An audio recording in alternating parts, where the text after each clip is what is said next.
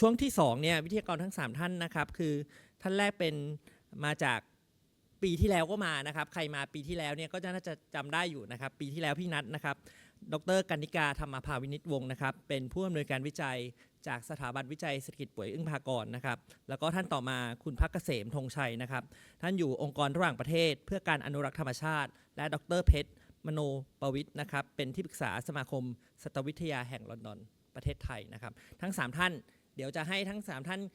ค่อยๆทยอยขึ้นมาทีละท่านนะครับอยากชวนให้ดร.กนิกาก่อนนะครับดร.กนิกามีสไลด์มานะครับก็อยากให้ดร.กนิกาโซโล่สไลด์ยาวๆไปเลยนะครับแล้วก็ผมวางโจทย์ไว้ว่าปีที่แล้วเนี่ยดร.กนิกามาพูดในเวทีเดียวกันนี้นะครับปีที่แล้วพูดไว้ว่าโจทย์หัวใจสำคัญคือเรื่องข้อมูลนะครับแล้วข้อมูลเนี่ยจะเป็นตัวตั้งต้นสำคัญคราวนี้ผ่านมา1ปีพี่นัทกลับมาเวทีนี้อีกครั้งหนึ่งเนี่ยในมุมของข้อมูลเนี่ยพี่นัทอยากจะเติมอะไรแล้วก็จะレスปอนส์สิ่งที่พี่นัทอีก1นัดเนี่ยพูดไว้ด้วยก็ได้นะครับเรียนเชิญขอเสียงปรบมือให้พี่นัทด้วยครับ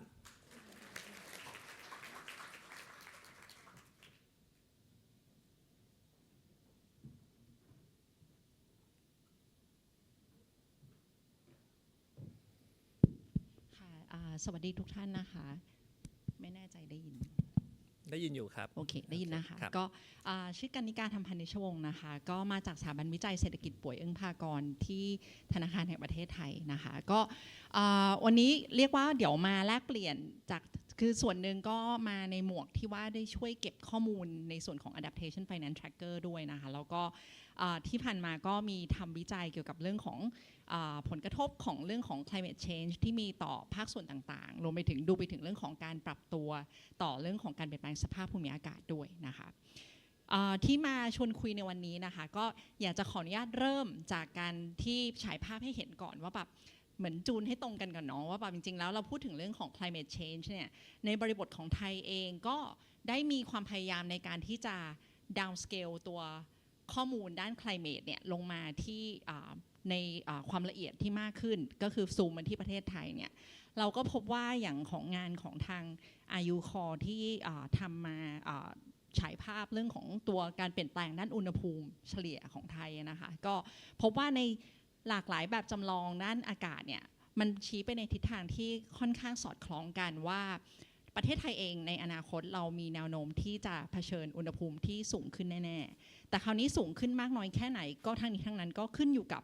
เรื่องของฉากทัศน์ความรุนแรงของตัวด้านของการเปลี่ยนแปลงของสภาพภูมิอากาศนะคะเราก็เห็นว่าจริงๆถ้าภายใต้ฉากทัศน์ที่แบบเหมือนกับ worst case ก็คือร้ายแรงที่สุดเนี่ยก็อุณหภูมิณปลายศตวรรษนี้ก็อาจจะมีโอกาสที่จะเพิ่มสูงขึ้นถึงอีกประมาณ 3-4 องศาเซลเซียสนะคะถามว่ารุนแรงมากน้อยแค่ไหนก็ต้องบอกว่าจริงๆถ้าเราตามอุณหภูมิเฉลี่ยที่ผ่านมาตั้งแต่ช่วง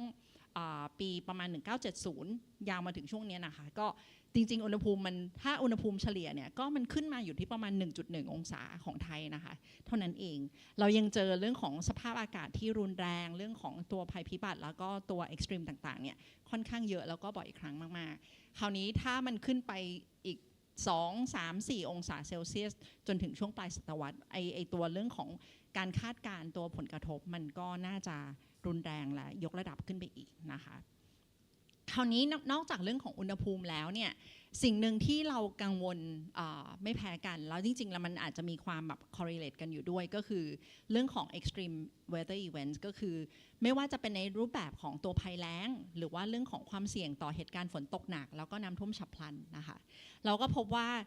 ในมุมของภัยแล้งเองเนี่ยถ้าย่อยเป็นภาษาชาวบ้านง่ายๆเรากำลังจะคุยกันว่าจากการคาดการณ์เรื่องของตัว climate model ในอนาคตมันมีการทำ projection กันไปว่าจำนวนวันที่ฝนตกต่อเนื่องเนี่ยมีแนวโน้มลดลงแล้วก็เราอาจจะมีความเสี่ยงต่อประเด็นเรื่องของฝนทิ้งช่วงก็ดีหรือว่าการขาดแคลนน้ำมากขึ้นนะคะแต่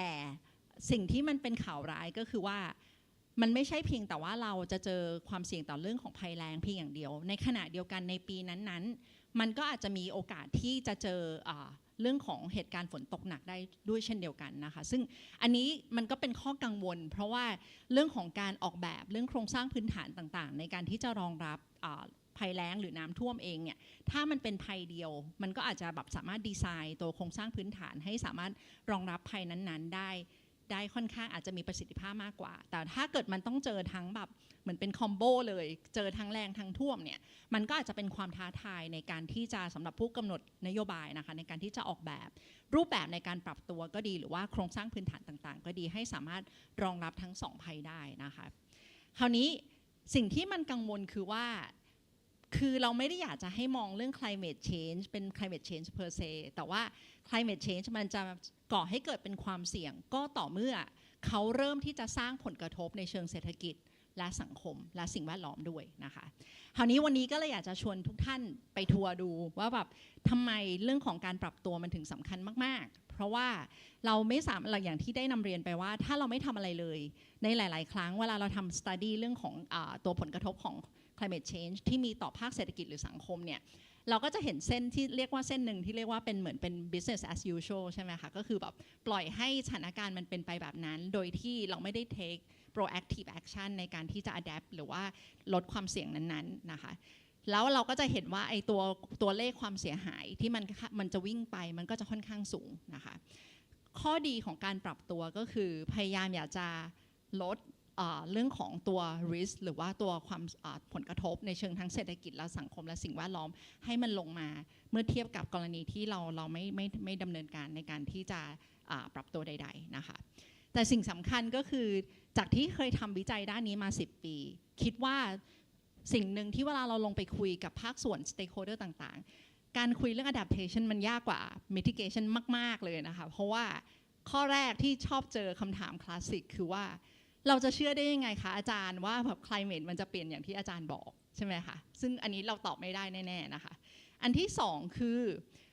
ถ้าปรับตัวไปแล้วเนี่ย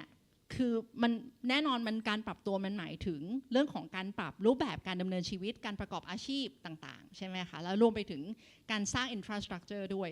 มันก็จะเจอคำถามอีกรูปแบบหนึ่งว่าทำไปแล้วมันจะแย่กว่าเดิมไหมหรือว่ามันจะกลายเป็นเหมือนเขาเรียกว่าแบบเป็น sunk investment แล้วก็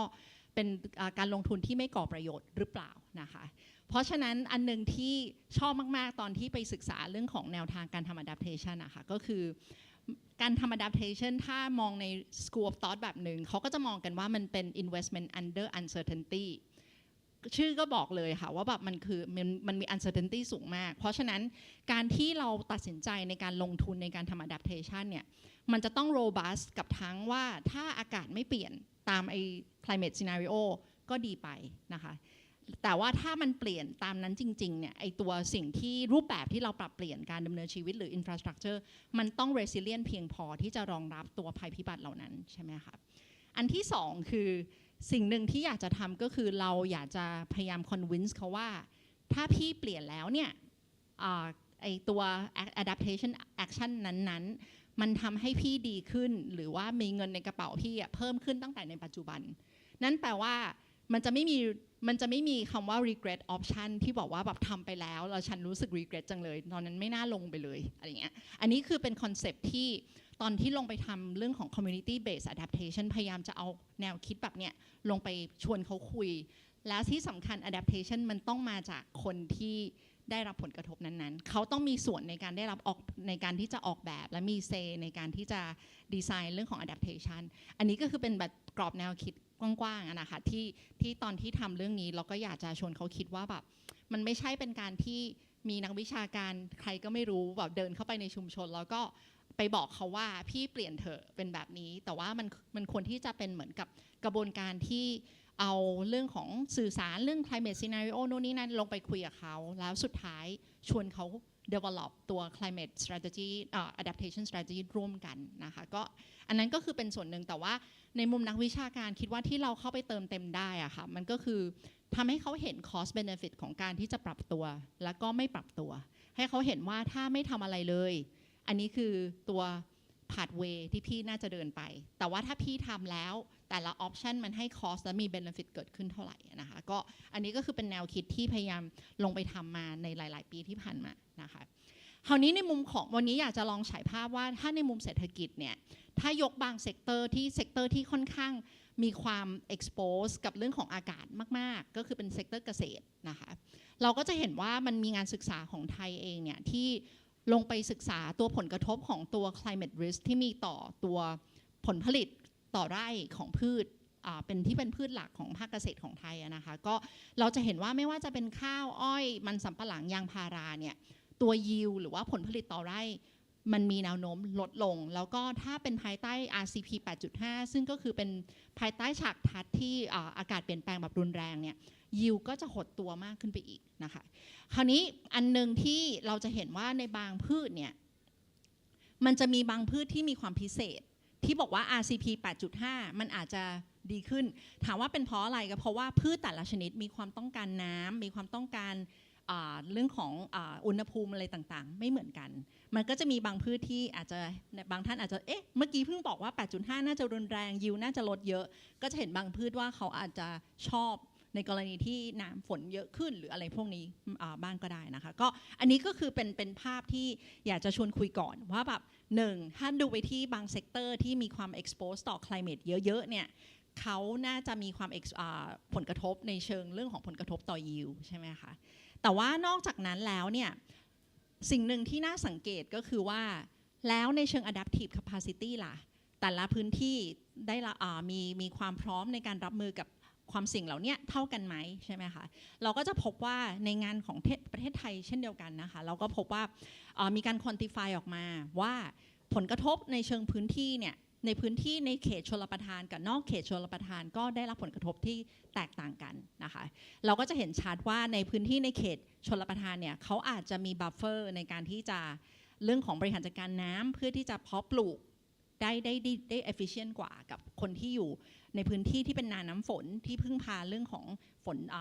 น้ำที่มาจากฟ้าอย่างเดียวนะคะและอีกอันหนึ่งก็คือถ้าเราดูในเชิง geographic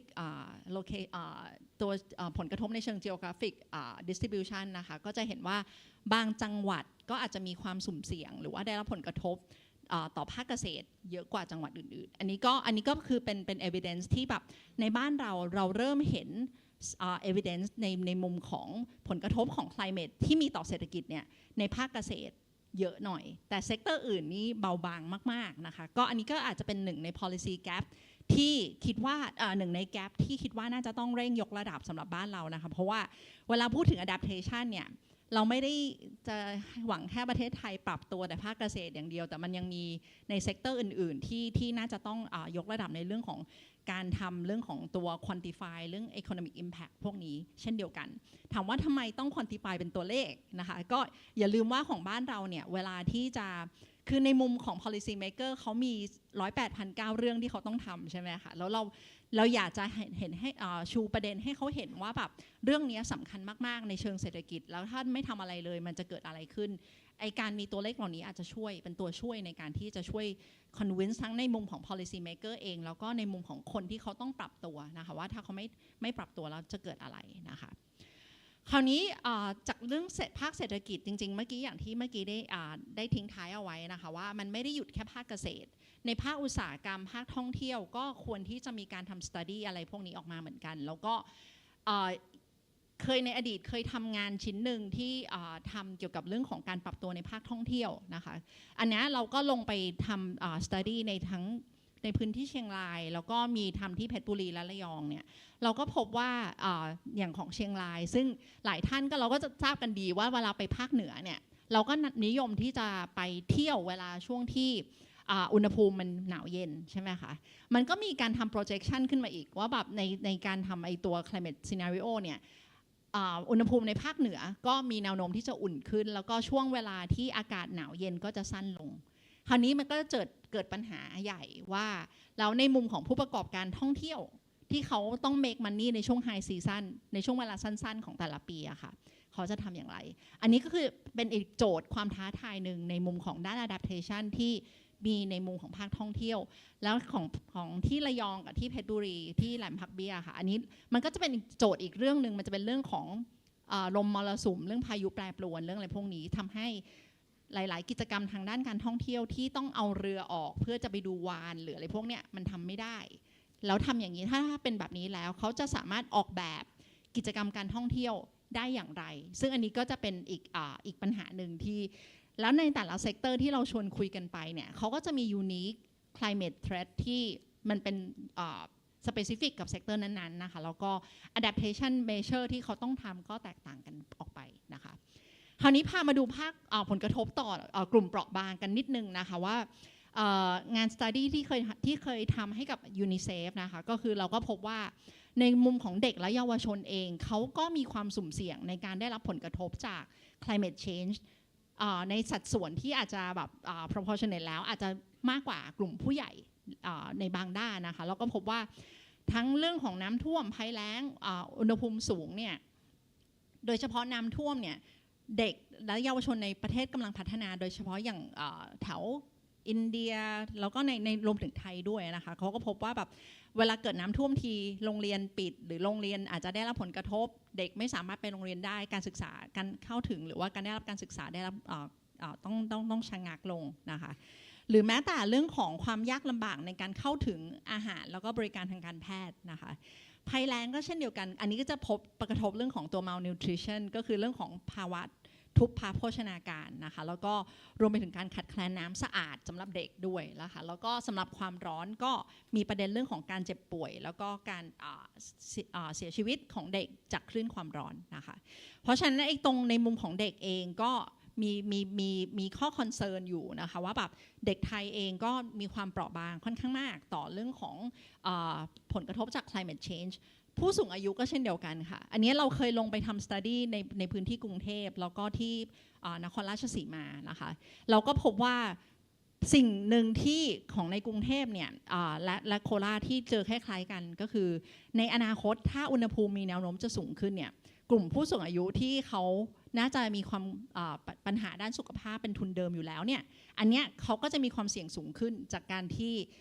ตัวเขาเองเรื่องของอัตราความเกิดโรคหรือว่าการเสียชีวิตที่มาจากพวกภัยจากความร้อนน้ำท่วมหรืออะไรพวกนี้ก็อาจจะมากขึ้นนะคะอันนี้ก็จะเป็นประเด็นที่เราเจอจากตัวงาน study ของเรานะคะคราวนี้ถามว่าเราจะทำอะไรได้บ้างนะคะจากความเสี่ยงเมื่อสักครู่เราก็กลับมาที่เหมือนวาร์ปกลับมาที่เรื่องของผลที่เราเจอจากการที่เราไปเก็บข้อมูลจากตัวเม็ดเงินด้าน adaptation finance ในบ้านเรานะคะเมื่อกี้คุณนัทเขาได้นำเสนอไปแล้วว่าจากตัว study ที่ผ่านมาเนี่ยเราเจอว่าเงินจำนวนมากมันวิ่งไปที่เซกเตอร์ด้านของการจัดการน้ำแล้วก็ถึงแม้ในภาคเกษตรแต่ว่าส่วนใหญ่กิจกรรมด้านของภาคเกษตรเองถ้าลองไปขุดดูเนี่ยส่วนใหญ่จะเป็นเรื่องของ sustainable agriculture เป็นหลักนะคะเมื่อกี้เราเห็นแล้วว่าตัว climate risk ที่เวลามันเกิดต่อภาคใดๆเนี่ยมันมาทั้งในรูปแบบของ yield หรือว่าผลผลิตทางการเกษตรเสียหายใช่ไหมคะเวลาพูดถึงเรื่องการปรับตัวจริงๆมันทำได้หลายรูปแบบมากๆไม่ว่าจะเป็นเรื่องของการปรับพันธุ์พืชพันธุ์สัตว์หรือว่าแม้แต่การบริหารจัดการน้ำบนฟาร์มให้มีประสิทธิภาพมากขึ้นพวกนี้มันเป็นเรื่องของแนวทางการปรับตัวที่มันต้องเข้ามาเพียงแต่ว่าเวลาเราเข้าไปดูในส่วนของเม็ดเงินที่มันวิ่งไปสู่เรื่องของเซกเตอร์นั้นๆเนี่ยมันยังค่อนข้างไปในตัวโปรเจกต์ขนาดใหญ่แล้วมันยังไม่ได้ไปเรื่องของตอบโจทย์ในเชิงพื้นที่เท่าใดนักนะคะอันนี้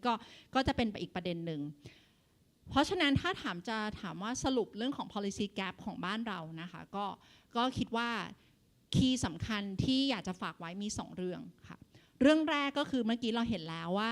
เราพึ่งพาเม็ดเงินจากภาครัฐโดยเฉพาะงบประมาณของกระทรวงต่างๆเนี่ยค่อนข้างมากในการทำเรื่องของ adaptation ซึ่งถามว่าแปลกไหมไม่แปลกเพราะว่าเรื่อง adaptation อย่างที่ได้นำเรียนไปว่ามันเป็นอะไรที่ทำไปแล้วเนี่ยมันหลายครั้งมันเกิดเป็น public goods เกิดเป็นสินค้าสาธารณะเกิดเป็น positive externality กับคนทั่วๆไปนะคะซึ่งมันหลายๆครั้งในมุมของคนที่เป็นนักลงทุนจริงๆอ่ะเขาอาจจะไม่ได้มีแรงจูงใจในการที่จะไป finance อะไรที่มันจะเกิดเป็นwide scale ตัว public benefit ขนาดนั้นเลยเป็นที่มาว่ารัฐต้องเข้ามาในการที่จะช่วย invest ในโครงการเหล่านั้นซึ่งอันนี้ไม่แปลกแต่ถามว่าสิ่งหนึ่งที่อยากให้มีมากขึ้นนะคะก็คือพยายามอยากจะเพิ่ม source of fund ให้หลากหลายมากขึ้นจากที่เมื่อกี้เราเห็นไปแล้วนอกจากรัฐแล้วเราเห็นตัว multilateral organization ที่เข้ามาลงทุนตรงนี้ใช่ไหมคะแต่ว่าถ้าท่านที่เคยตามเม็ดเงินด้านนี้จะทราบดีว่าไม่ว่าจะเป็น Green Climate Fund ก็ดีหรือว่าด้านอื่นๆเนี่ยระยะเวลารอคอยมันยาวนานมากหลายคนหลายกระทรวงที่แบบพยายามจะทำ proposal เข้าไป 3-4 ปีอันนี้คือเป็นเรื่องปกติที่กว่าจะได้เม็ดเงินเม็ดแรกเข้ามาใช่ไหมคะตรงนี้ก็ต้องทำให้เร็วขึ้นแล้วก็อีกความหวังหนึ่งก็คืออยากจะแบบ crowd in ภาคเอกชนไม่ว่าจะเป็นธนาคารพาณิชย์หรือว่าตลาดทุนมากขึ้นนะคะแน่นอนอันนี้อาจจะเป็นเรื่องที่ค่อนข้างยากเพราะว่าในกลุ่มมุมของแบงก์เกอร์เองเขาก็อาจจะไม่ได้มีความคุ้นเคยในการที่จะ quantify เรื่อง climate risk ใดๆหรือว่าโครงการที่เกี่ยวกับ adaptation แต่ว่าอันนี้เราก็ต้องเร่งยกระดับตรงนี้นะคะส่วน policy gap ที่สำคัญก็คือต้องอยากฝากไว้ว่าในแต่ละเซกเตอร์เศรษฐกิจที่สำคัญนะคะมันต้องมีการเร่งเขาเรียกว่าอะไรพัฒนาตัวโครงการแล้วก็มีเม็ดเงินวิ่งไปที่เรื่องของ adaptation option ที่หลากหลายมากขึ้นไม่ควรที่จะฝากความหวังไว้ที่ตัว hard infrastructure เพียงอย่างเดียวนะคะเกษตรเองพัฒนาแหล่งน้ำบนไร่นากระจายกิจกรรมทางการเกษตรให้หลากหลายมีกลไกถ่ายโอนความเสี่ยงในรูปแบบของประกันภัยนะคะท่องเที่ยวเองมีการพัฒนาแหล่งท่องเที่ยวที่กระจายไปตลอดทั้งปีสร้างรายได้ตลอดทั้งปีไม่พึ่งพาอากาศมากจนเกินไปนะคะแล้วก็ในมุมภาคสุขภาพเมื่อกี้เราเห็นแล้วไม่ว่าจะเป็นเด็กหรือผู้สูงอายุก็ฝากความหวังไว้ว่าแบบถ้าเกิดโรคนู่นนี่นั่นเรายังสามารถพึ่งพาระบบสุขภาพสาธารณสุขได้สถานพยาบาลเองต้อง resilient ต่อเรื่องของภัยพิบัติเหล่านี้สุดท้ายภาคสังคมนะคะก็คิดว่ามุมหนึ่งที่คิดว่าเจอเป็นแกลบมากๆเลยก็คือในส่วนของงบประมาณของภาครัฐเองเม็ดเงินที่วิ่งไปสู่เรื่องของการสร้าง awareness ก็ดีหรือว่าการทำให้ภาคส่วนเปราะบางเนี่ยเขามี resilient มากขึ้นยังค่อนข้างน้อยเป็นนิดนึงนะคะก็เลยอยากฝากไว้ว่าเรื่องของadaptation finance policy gap เนี่ยมันไม่ใช่เพียงเรื่องของการเพิ่มเม็ดเงินเพียงอย่างเดียวนะแต่ว่ามันจะต้องกระจายทั้งแหล่งทุนแล้วก็ปิดช่องว่างเรื่องของตัวลักษณะของโครงการ adaptation ที่ต้องทำด้วยค่ะก็ขอฝากไว้ประมาณนี้ค่ะครับขอบคุณครับดร.กนิกาธรรมพานิชวงศ์นะครับจากสถาบันวิจัยเศรษฐกิจป่วยอึ้งภากรนะครับจริงๆรอบต่อไปเนี่ยเดี๋ยวจะชวนพี่นัทขึ้นมาบอกว่าพี่นัทบอกว่ามีโจทย์แล้วว่าต้องทำมีโจทย์แล้วแต่จะทำยังไงเนี่ยให้มัน effective ขึ้น efficient ขึ้นเนี่ยผมคิดว่าเป็นโจทย์ที่เดี๋ยวพี่นัทจะชวนให้พี่นัทขึ้นมาเล่าอีกทีนะครับฟังไปฟังมานะครับมีอันนึงที่น่าสนใจของพี่นัทเนี่ยคือบอกว่าเวลาพี่นัทลงพื้นที่เนี่ยก็จะมีคำถามตลอดเลยว่าคนจะถามว่าเราจะเชื่อได้ยังไงว่าไอ้ซีเนโรในเรื่องไคลเมทเนี่ยมันจะเป็นอย่างนั้นจริงๆใช่ไหมครับพี่นัทก็บอกว่าเพราะฉะนั้นโจทย์คือลงไป convincing ไปว่าทำแล้วยังไงก็ไม่เสียของอันนี้เป็นโจทย์ที่สำคัญที่เวลาจะทำ policy อะไรก็แล้วแต่ไม่ว่าจะเกิดซีเนโรไหนก็ตามเนี่ยก็จะต้องบอกว่าลงทุนไปแล้วไม่เสียของแน่นอนไม่ว่าจะเกิดซีเนโรแบบไหนนะครับเพราะนั้นชวนท่านต่อไปนะครับเมื่อสักครู่นี้ตอนที่พี่นัดแรกเนี่ยพูดถึงนะครับโจทย์คือเราเอาเงินจำนวนมากไปลงกับอินฟราสตรักเจอร์ที่เป็น Green Infrastructure นะครับเพราะฉะนั้นขอชวนคุณภักเกษมนะครับจากองค์กรระหว่างประเทศเพื่อการอนุรักษ์ธรรมชาตินะครับมาเล่าให้ฟังนิดนึงว่ามันก็จะมีโจทย์อีกโจทย์หนึ่งคือเรื่อง maladaptation นะใช่ไหมครับว่าเงินเนี่ยเราไปลงทุนเพื่อลดความเสี่ยงหรือว่าไปย้ายความเสี่ยงไปอีกที่หนึ่งหรือไปสร้างปัญหาใหม่หรือเปล่าขอเชิญคุณภักเกษมครับปรบมือครับขอบคุณครับฮัลโหลได้ครับขอบคุณครับก็มีเวลา7นาทีเนาะก็สไลด์มันเกิน7อันเดี๋ยวอาจจะรีบพูดเร็วๆนะครับก็ในส่วนของผมก็จะพูดเรื่อง maladaptation หรือการปรับตัวที่ก่อให้เกิดโทษเนาะอันนี้เราก็คุยกันว่าจะแปลไทยว่าอย่างไรเอาภาพแรกก่อนภาพนี้ก็ที่อยุธยานะครับใครไปเที่ยวเสนาก็ไปดูได้นะครับผมเรียกว่ากำแพงอ่อนแรงเนาะมันเหนื่อยแล้วหมดหน้าที่เพราะฉะนั้นก็ให้เห็นว่าจริงๆแล้วการปรับตัวของเราหรือว่าสิ่งที่เราลงทุนไปทั้งเงินภาษีเราเนี่ยมันมีอายุนะครับแล้วก็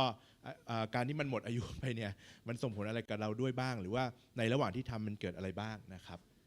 ครับก็คงพูดเรื่องว่าเราปรับตัวเนี่ยไปในทางที่ถูกหรือผิดอยู่ตอนนี้นะครับแล้วก็ไปที่ความหมายของ maladaptation เนาะภายใน7นาทีสั้นๆแล้วก็ตัวอย่างของ maladaptation เนาะหรือการปรับตัวที่ก่อให้เกิดโทษมันคืออะไรและมีอะไรบ้างนะครับก็อันนี้เอาง่ายๆก่อนเลยก็มีเคสตลกแต่ไม่ตลกหรอกมันง่ายดีสำหรับเวลาพูดว่า adaptation ที่มันแบบเป็นเคสก็เช่นคือการปรับตัวเราก็ต้องรู้ก่อนว่า adaptation คืออะไรก่อนจะไปมอง adaptation เนาะ adaptation มันก็คือการปรับตัวตอบในเรื่องของ climate change เนี่ยคือเมื่อ climate change มันเปลี่ยนไปเนี่ยเราปรับตัวต่อ change ตรงนั้นอย่างไรการเปลี่ยนแปลงอย่างไรตัวอย่างเช่นที่บังกลาเทศเนาะชาวบ้านที่เขาอยู่ในพื้นที่ที่มันเป็นพื้นที่ฝัดโพลนหรือพื้นที่ที่มีโอกาสที่เสี่ยงน้ำท่วมเนี่ยเขามีการปรับตัวก็คือเปลี่ยนจากเลี้ยงไก่เป็นเลี้ยงเป็ดเพราะว่าเป็ดมันว่ายน้ำได้นะครับไก่มันเลี้ยงไม่ได้มันก็แค่นั้นเลย แต่ในมุมหนึ่งมันก็เห็นถึงการปรับตัวแบบง่ายๆว่าจริงๆแล้วมันก็คือการดำรงชีวิตของเราเนี่ยเราจะอยู่อย่างไรนะเราจะใช้การปรับตัวอย่างไรนี่ก็เป็นเคสง่ายๆแต่ทำให้มันเห็นว่า Impact มันคืออะไรนะครับเดี๋ยวเราไปกันต่อนะครับทีนี้คือเราเนี่ยในชีวิตของเราหรือการดำรงชีวิตของทุกคนเนี่ยเราก็ต้องปรับตัวตลอดเนาะได้ยินคำนี้บ่อยมากแต่ว่ามันก็มีข้อจำกัดในเรื่องของคำว่าประสิทธิภาพของการปรับตัวบางทีเราอาจจะอย่างเช่นผมอยู่เมืองไทยผมซื้อเสื้อกันหนาวตัวหนามาใส่ผมอาจจะอยู่ไม่ได้นานเพราะว่าอยู่แล้วไม่ไหวเหนื่อยแตกก็ต้องถอดออกนะว่าผมปรับตัวเนี่ยไม่สำเร็จแต่ว่าเราในการปรับตัวในภาพใหญ่ของประเทศไทยการลงทุนขนาดใหญ่การใช้เงินภาษีมาลงทุนเนี่ยมันต้องมีการเปรียบเทียบหรือเข้าใจประสิทธิภาพของมันให้ได้เนาะแล้วเราจะไปถึงจุดนั้นได้ยังไงเนี่ยมันก็เป็นเรื่องที่ต้องดูกันให้มากขึ้นนะครับเอาตัวอย่างง่ายๆเลยสิ่งที่เราไม่อยากให้เป็นเนาะนี่ผมผ่านหน้าบ้านผมทุกวันผมก็เลยให้ดูนะครับอันไม่ได้โฆษณาเซเว่นนะพอดีว่ามันอยู่หน้าเซเว่นนะครับพอดีมันมีโครงการทำฟุตบาทอยู่ขึ้นมาเส้นหนึ่งอยู่ข้างถนนเนาะฟุตบาทนี่คุณเห็นฟุตบาทแล้วคุณเห็นอะไรบ้างคุณเห็นน้ำท่วมใช่ไหมฮะน้ำท่วมเพราะฝนมันเพิ่งตกน้ำแล้วมันก็แห้งแล้วถนนฝั่งตรงกลางเนี่ยแห้งเลยแต่หน้าเซเว่นเนี่ยยังมีน้ำอยู่เพราะว่าอะไรฮะเพราะว่าเขาต้องการระบายน้ำแค่จากถนนไงแต่ว่าที่เป็นที่เอกชนเนี่ยเขาไม่ได้สนใจแต่นี่คือเงินภาษีของเราทุกคนนะครับที่เอาลงไปเพราะฉะนั้นเงินภาษีก็ควรจะทำให้พื้นที่สาธารณะหรือพื้นที่ที่มันทำเนี่ยไม่ได้เกิดผลกระทบใช่ไหมแต่การปรับตัวแบบนี้ปุ๊บพอไปลงทุนปุ๊บน้ำมาฝั่งเดียวอีกฝั่งหนึ่งไม่มาผมก็เลยสงสัยแล้วมันคืออะไรทำไมมันถึงก่อนหน้านี้มันมีปัญหาหรือเปล่าผมก็ไปเปิด Google ดูก็บอกอ๋อไม่ใช่มันไปออกแบบทับท่อเปลี่ยนท่อทางน้ำเข้านั่นเองแล้วปัจจุบันเซเว่นก็ทำการถมดินเรียบร้อยแล้ว ไม่อยากให้ท่วมนะครับเพราะฉะนั้นเนี่ยมันก็เลยทำให้เราเห็นตัวอย่างง่ายๆในชีวิตประจำวันนะครับก่อนที่จะมาถึงเคสระดับใหญ่ของเราเนี่ยว่ามันคืออะไรเพราะฉะนั้นเนี่ยการปรับตัวที่มันส่งผลนะครับให้คนได้รับผลกระทบมากกว่าเดิมเราอาจจะมีความหวังดีเช่นเนี่ยฮะทำฟุตบาทคนจะได้เดินได้ดีแต่ว่าในขณะเดียวกันมันก็มีผลกระทบที่เราอาจจะไม่ได้คิดถึงตอนที่ออกแบบนะครับก็คล้ายกันกับภาพนี้นะครับเพราะฉะนั้นเนี่ยปัญหาที่เราเจอเนี่ยการทำงานของหน่วยงานรัฐหรือการทำงานของเราเนี่ยผมพูดจะบ่อยว่าหน่วยงานรัฐเราไม่มี adaptive management หรือเราไม่ได้เรียนรู้จากสิ่งที่เราทำไปแล้วอย่างเมื่อกี้ผมไปบอกเขาจะบอกได้ไหมว่าพี่แก้ได้ไหมพี่ทำฟุตบาทแล้วเขาเกิดผลประโยชน์เมื่อเกิดผลเสียเขาบอกว่าไม่เขาก็แก้ก็ให้ชาวบ้านไปถมดินเอานะครับเพราะฉะนั้นเมื่อเกิดปัญหาเรามาแก้ปัญหาเกิดผลลัพธ์สิ่งที่เราไม่เห็นคือสิ่งแวดล้อมมันเปลี่ยนแปลงหรือสิ่งที่เราทำมันเปลี่ยนอะไรบ้างนะครับแล้วเมื่อสิ่งที่เกิดขึ้นมาเนี่ยมันมีสิ่งที่เรียกว่า unintended consequence ก็คือสิ่งที่เราไม่ได้ตั้งใจให้มันเกิดแต่มันดันเกิดมาเพราะเราไม่ได้ทันได้คิดตอนออกแบบเพราะฉะนั้นเนี่ยมันก็ maladaptation มันก็จะอาจเกิดตั้งแต่ตอนที่เราวางแผนที่จะเอาการปรับตัวไปใช้ก็ได้นะครับหรือบางทีเราอาจจะไม่ได้รู้หรอกแต่พอทำไปแล้วปุ๊บเกิดขึ้นมาอย่างเงี้ยแล้วเราทำยังไงอันนี้ก็เป็นสิ่งที่เห็นบ่อยๆนะครับเกี่ยวกับ maladaptation เพราะฉะนั้นเนี่ยผมก็เปรียบเทียบง่ายๆก็คือพอในเรื่องระบบสังคมเนาะระบบเศรษฐกิจสังคมและสิ่งแวดล้อมเนี่ยมันเป็นสิ่งที่เราเนี่ยคาดเดาได้ยากใช่ไหมฮะยกตัวอย่างเช่นหาดใหญ่เราจะได้ยินเสมอว่าหาดใหญ่มีระบบป้องกันน้ำท่วมที่เยอะมากมีเขื่อนมีคลองผันน้ำมีอะไรหมดเพราะฉะนั้นทุกคนปลอดภัยแต่พอเกิดฝนมาจริงๆก็บอกว่าฝนมาแบบ300 ปีคาบน้ำท่วมใหญ่มากคลองที่มีอยู่ทำไม่ไหวเพราะฉะนั้นมันเป็นสิ่งที่เราเนี่ยมันไม่เหมือนการคาดเดาการวงจรของระบบสุริยะเนาะเราก็สามารถดูได้อันนั้นมันเป็นสิ่งที่มันโคจรตลอดแต่ระบบที่เป็นระบบที่มีสังคมเนี่ยมันมีทั้ง perception ของคนด้วยสมมติผมอยู่หาดใหญ่ถ้าคนบอกว่ามันปลอดภัยเนี่ยผมก็จะต้องเชื่อเนาะแต่พอมันเกิดผลกระทบแบบคนที่พูดมันรับผิดชอบหรือเปล่าอันนั้นก็อีกเรื่องหนึ่งนะครับทีนี้เนี่ย maladaptation เนี่ยจริงๆมันถูกใช้มานานแล้วในรายงาน IPCC ตั้งแต่ปี 2001 เนี่ยเขายังใช้ความหมายว่าการปรับตัวที่ไม่ประสบหรือถึงจุดที่ลดความเปราะบางนะครับแต่ว่าดันไปเพิ่มแทนเพราะฉะนั้นทำเสร็จแล้วคนแทนที่จะมีความเปราะบางลดลงแต่กลับเปราะบางมากขึ้นนะครับยกตัวอย่างภาพนี้ก็จะเห็นว่าเวลาเรามีการปรับตัวขึ้นมาแถวบนสุดเนาะเมื่อเราตั้งใจจะปรับตัวแล้วเนี่ยถ้ามันปรับตัวแล้วได้ผลประโยชน์มันก็ขึ้นไปที่จุด A เนาะหรือว่าปรับตัวแล้วขึ้นไปเรียนรู้นะวนกลับมาแล้วก็ไปจุด B ก็คือมีการ proactive เรียนรู้แล้วก็ไปต่อหรือทำแบบ coping ก็คือรักษาอาการไปก่อนโคบไปมันก็กลับมาที่จุดเดิมนะครับกลับมาที่จุดเดิมใหม่มันอาจจะกลับมาแล้วดีขึ้นก็ได้ไปจุด B หรือทำกลับมาแล้วมันลงมาที่จุดที่เป็นจุด E ก็คือแย่กว่าเดิมนะครับหรือถ้าไม่ทำอะไรเลยก็แย่อยู่ดีเพราะฉะนั้นเนี่ยมันก็คือกระบวนการที่ว่าเราจะตัดสินใจนะฮะว่าเราจะปรับตัวกับวันนี้ได้อย่างไรนะครับเพราะฉะนั้นเนี่ยมันก็จะมีอยู่3รูปเนาะมีอยู่3แบบคือ maladaptation เนี่ยทำแล้วไปทำให้มันแย่กว่าเดิม 2. ทำแล้วไปทำให้คนอื่นเสียหายกว่าเดิม 3. ทำแล้วก็คนอื่นมีผลกระทบมากกว่าเดิมตัวอย่างเร็วๆก็เช่นที่อย่างอยุธยาเนาะเราจะเห็นว่าถ้าดูในรายงานโครงการต่างๆที่เกิดขึ้นในการป้องกันปัญหาน้ำท่วมเราจะเห็นว่าในพื้นที่ที่เป็นพื้นที่น้ำท่วมเนี่ยคือคนที่อยู่ริมแม่น้ำหมดเลยเนาะนะครับสิ่งที่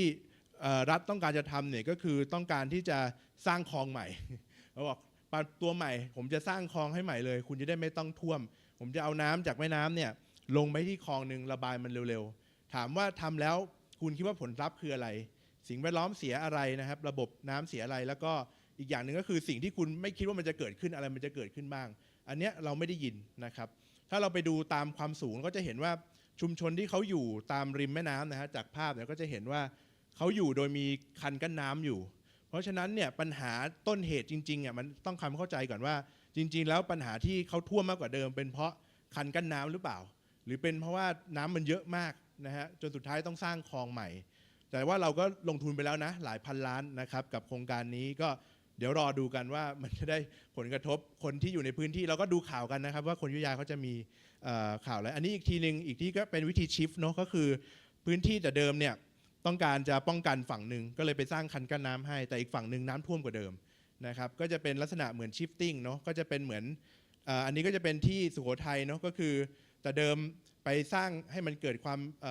ไปสร้างระบบป้องกันน้ำท่วมมามากขึ้นมันก็เลยทำให้ตัวน้ำเนี่ยมันไม่ไหลเข้าไปสู่ในพื้นที่ชุ่มน้ำแล้วก็ส่งผลกระทบให้คนในพื้นที่เนี่ยก็มีความเสี่ยงมากกว่าเดิมด้วยนะครับเพราะฉะนั้นเนี่ยมันก็เป็น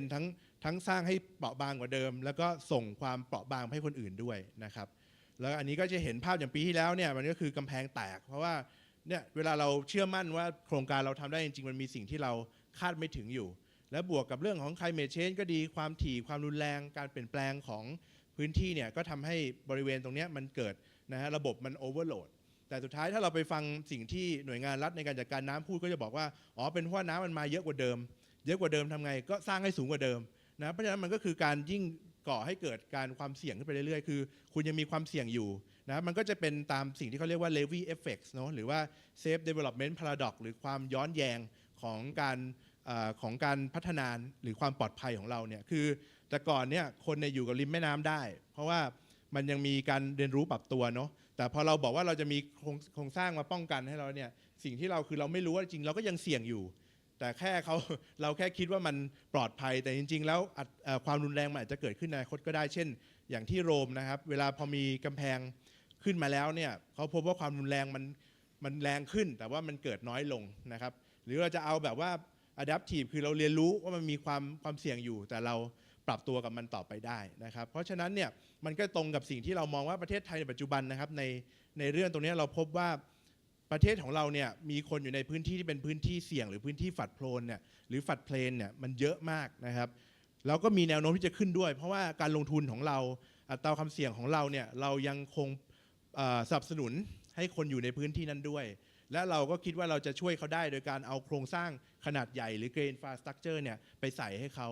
แต่เราก็ดูเหมือนเคสกรณีเหมือนหาดใหญ่หรือที่ไหนถึงเราเอาโครงสร้างใหญ่ไปใส่ให้แต่ว่าสุดท้ายแล้วคุณไม่ได้แก้ความเสี่ยงเขาก็ยังเสี่ยงเหมือนเดิมนะครับเพราะฉะนั้นเนี่ยก็คือสิ่งที่เห็นมันอาจจะเป็นสิ่งที่เขาเรียกว่าการปรับตัวที่ก่อให้เกิดโทษก็ได้ว่าเราไม่รู้ว่าสุดท้ายเป็นยังไงเพราะฉะนั้นเนี่ยสุดท้ายก็คือที่ผมจะฝากก็คือว่าเราจะประเมินผลลัพธ์ตรงนี้ได้ยังไงว่ามันจะเกิดอะไรเป็น maladaptation บ้างความเปราะบางลดไปไหมนะครับแล้วก็เรื่องของคนที่จะเป็นผู้ได้รับประโยชน์เนี่ยได้รับประโยชน์นั้นจริงไหมนะครับความเปราะบางได้ลดลงไปหรือเปล่านะครับแล้วก็เรื่องของใครควรจะเป็นผู้ที่มีหน้าที่ในการมาประเมินมาตรการตรงนี้ว่ามันเป็นมาตรการที่อาจจะส่งผลเสียนะครับหรือเป็นมาตรการการปรับตัวที่ก่อให้เกิดโทษต่อไปในอนาคตได้หรือเปล่านะครับก็ฝากไว้ประมาณนี้ก่อนครับก็อันนี้ก็เอาลองไปดูเพิ่มเติมสุดท้ายแล้วเนาะก็คือสเปกตรัมว่ามันมีคนพยายามที่จะบอกอยู่ว่าปรับตัวยังไงดูแล้วไปทาง maladapt ปรับตัวยังไงพอจะ effective แต่เขาก็บอกว่าปรับตัวแบบ effective แบบตัวทางฝั่งขวาสุดของผมเนี่ยมันยากมากนะครับทางที่ดีก็คือเราสามารถ address นะครับหรือสอดถึงเรื่องของความเปราะบางได้มากน้อยแค่ไหนในโครงการที่เราทำนะครับประมาณนี้ครับขอบคุณครับครับขอบคุณครับคุณพักเกษมนะครับจากองค์กรระหว่างประเทศเพื่อการอนุรักษ์ธรรมชาตินะครับ คุณพักเกษมพูดถึง maladaptation นะครับว่าโครงการเนี่ยบางครั้งเนี่ยตอนแรกผมก็เข้าใจคำนี้ว่าจริงๆอาจจะแบบตั้งใจเนาะแต่พอฟังดูแล้วเนี่ยคุณพักเกษมบอกว่าโครงการบางโครงการมันทำโดยไม่ได้ตั้งใจอาจจะไม่ได้มีความรู้มากพอแต่พอถึงจุดหนึ่งเนี่ยเราเรียนรู้มากพอสังคมเรียนรู้มากพอเนี่ยอย่าให้เกิดขั้นที่3ขั้นที่4อะไรประมาณนี้นะครับเดี๋ยวจะมีคำถามต่อว่าโครงการแบบไหนเนี่ยที่คุณพักเกษมเห็นแล้วบอกเนี่ยขึ้น red flag ได้เลยว่ามีโอกาสจะเป็น maladaptation นะครับในรอบต่อไปนะครับรอบต่อไปนะครับขออนุญาตเรียนเชิญดรเพชรนะครับจากสมาคมสัตววิทยาแห่งลอนดอนนะครับมาชวนคุยนิดนึงนะครับเชิญดรเพชรได้เลยครับ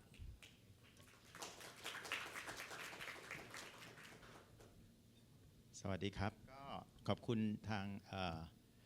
CFNT ที่ชวนมาคุยวันนี้นะครับแล้วก็พอดีพูดคนที่3เนาะที่จริงก็ทั้งนัดทั้งไก่โอก็ปูพื้นมาแล้วนะครับก็อาจจะได้ไปเร็วๆนิดหนึ่งแต่ผมว่าคิดว่าอันนึงที่มันเป็น paradox ที่มันชัดเจนนะครับก็คือเงินทุนลงทุนเยอะขึ้นก็จริงนะครับแต่ว่า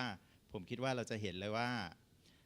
สัดส่วนในเรื่องของการ adaptation เรื่องของการปรับตัวเนี่ยก็ยังถือว่าน้อยมากนะครับเมื่อเทียบกับการลงทุนในเรื่องของ mitigation เนาะแล้วก็จะเห็นด้วยว่าเรื่องของ adaptation เนี่ยส่วนใหญ่ก็จะเป็น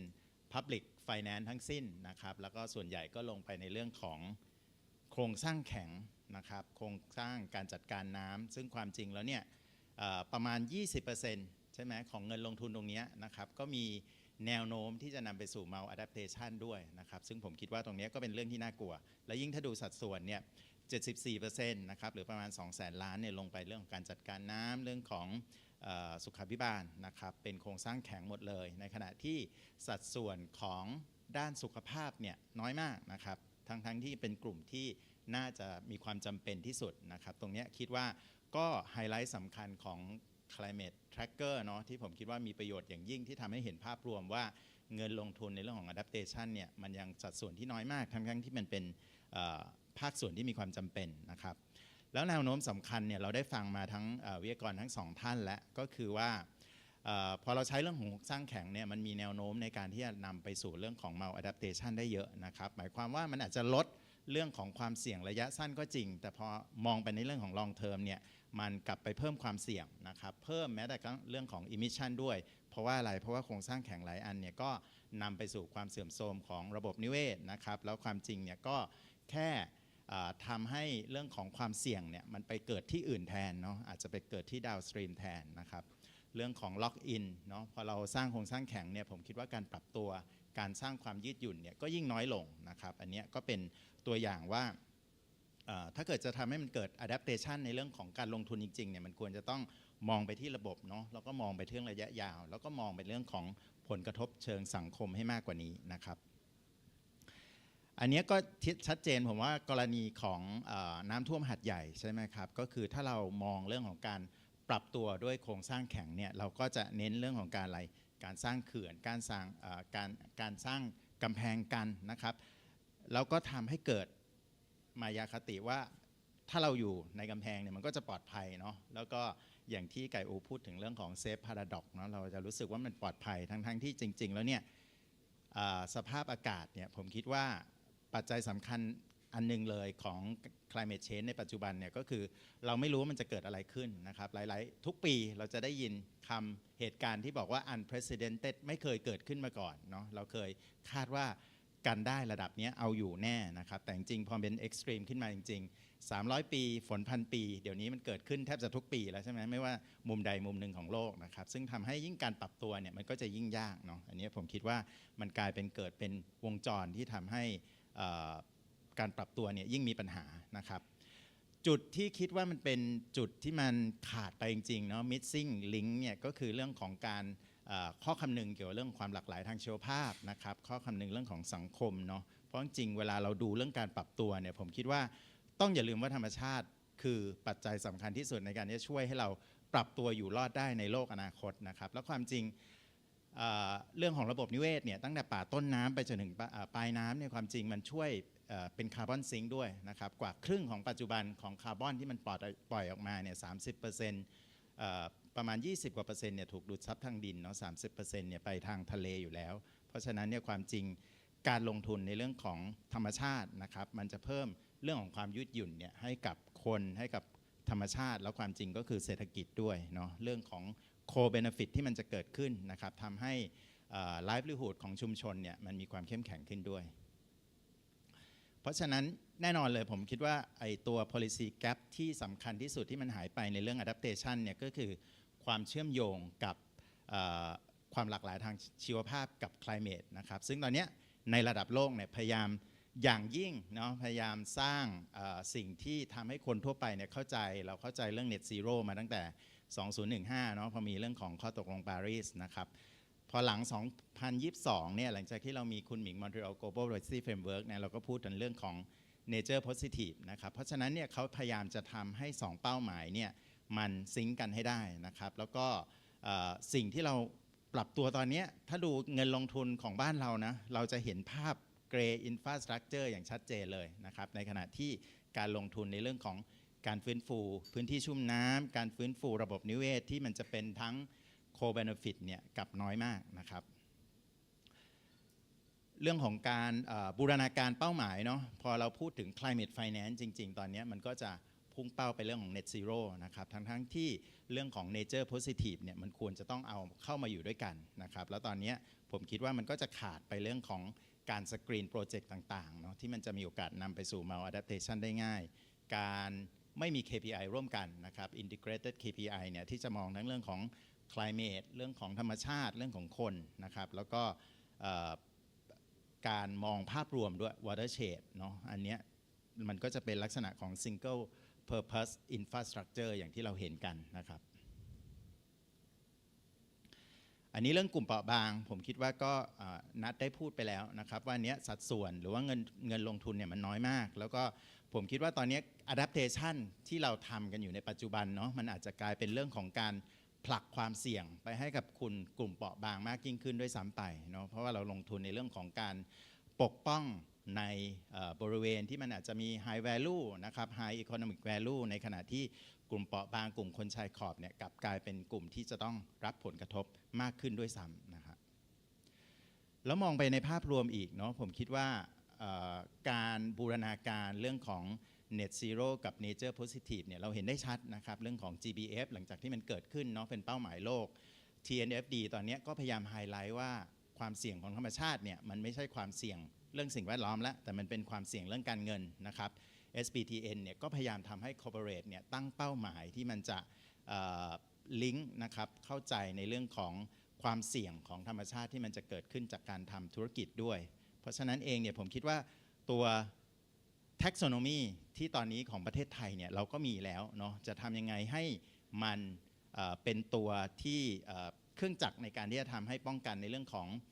การฟอกเขียวด้วยใช่ไหมครับเพราะฉะนั้นเนี่ยไอตัวที่จะเป็นตัวคีย์เนี่ยผมคิดว่าดูแค่เรื่องคาร์บอนไม่พอเนาะอาจจะต้องมีในเรื่องของเซฟการ์ดทั้งในเรื่องของโซเชียลอินคลูชันนะครับแล้วก็เป้าหมายทางด้าน biodiversity ด้วย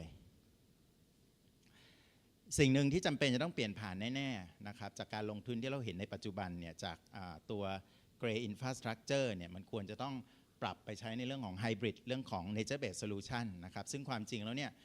ทั่วโลกมันก็มีข้อมูลตรงกันว่ามันจะทำให้เราเนี่ยช่วยปรับตัวกับอนาคตที่คาดการไม่ได้ดียิ่งขึ้นนะครับนอกจากนี้เนี่ยอย่างที่บอกว่าหลายๆตัวเนี่ยมันยังช่วยเป็นในเรื่องของการmitigation ด้วยนะครับช่วยดูดซับคาร์บอนมากขึ้นเกินเวลามาแล้วขออีกนิดเดียวนะครับเรื่องของเครื่องมือการเงินอีกอย่างหนึ่งนะครับความจริงก็อันนี้ก็เป็นงานระหว่างตัว ZSL กับปาสาระนะครับในการที่จะพัฒนาโปรโตไทป์ของบอนด์นะครับมองไปในเรื่องของทำยังไงที่จะออกแบบ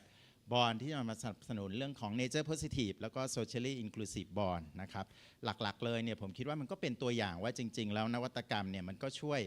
redirect เรื่องของทุนเนาะที่จะมาช่วยสร้างความยืดหยุ่นได้นะครับแล้วความจริงเนี่ยมันก็เป็นหนึ่งในงานสำคัญที่จะช่วย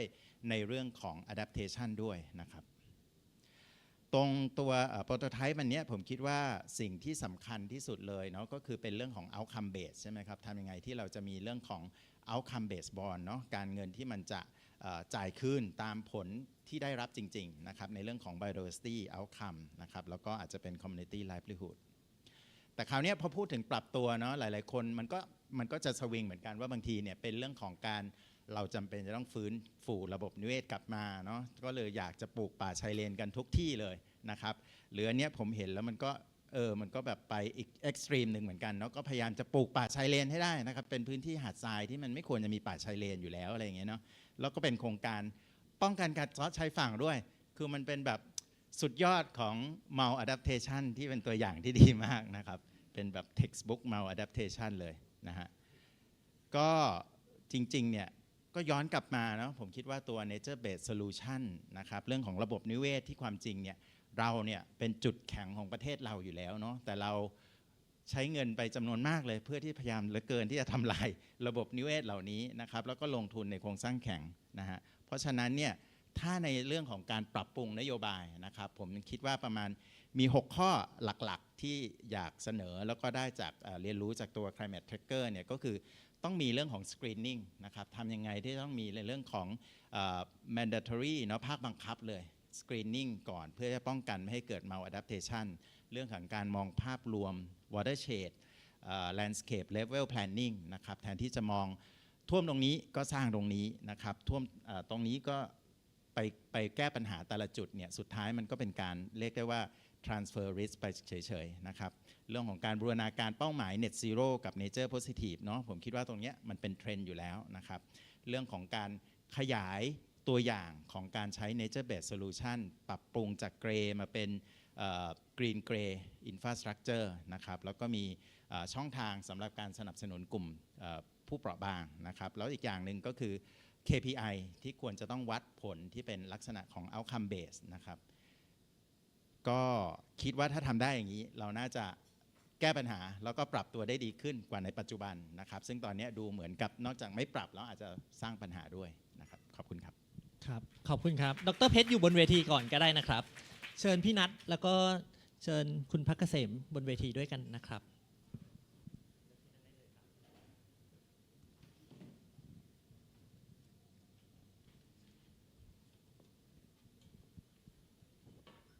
โอเคนะครับตอนนี้จริงๆผมคิดว่าฟังวิทยากรทั้ง3ท่านแล้วเนี่ยน่าจะอยากชวนวิทยากรคุยร่วมสนุกกันนะครับสแกน QR code ตั้งคำถามได้นะครับหรือว่าใครรู้สึกว่าอยากจะยกมือคุยนะครับเดี๋ยวจะเปิดโอกาสให้นะครับช่วงท้ายนะครับคราวนี้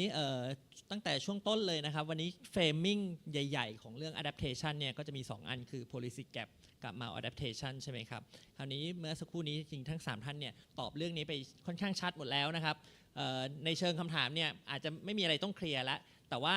อยากเห็นตัวอย่างจริงหรืออยากเห็นโจทย์ที่มันดูแล้วมันสักเซสจริงๆนะครับในมุมของทั้งตัว policy gap ที่พี่นัทบอกว่า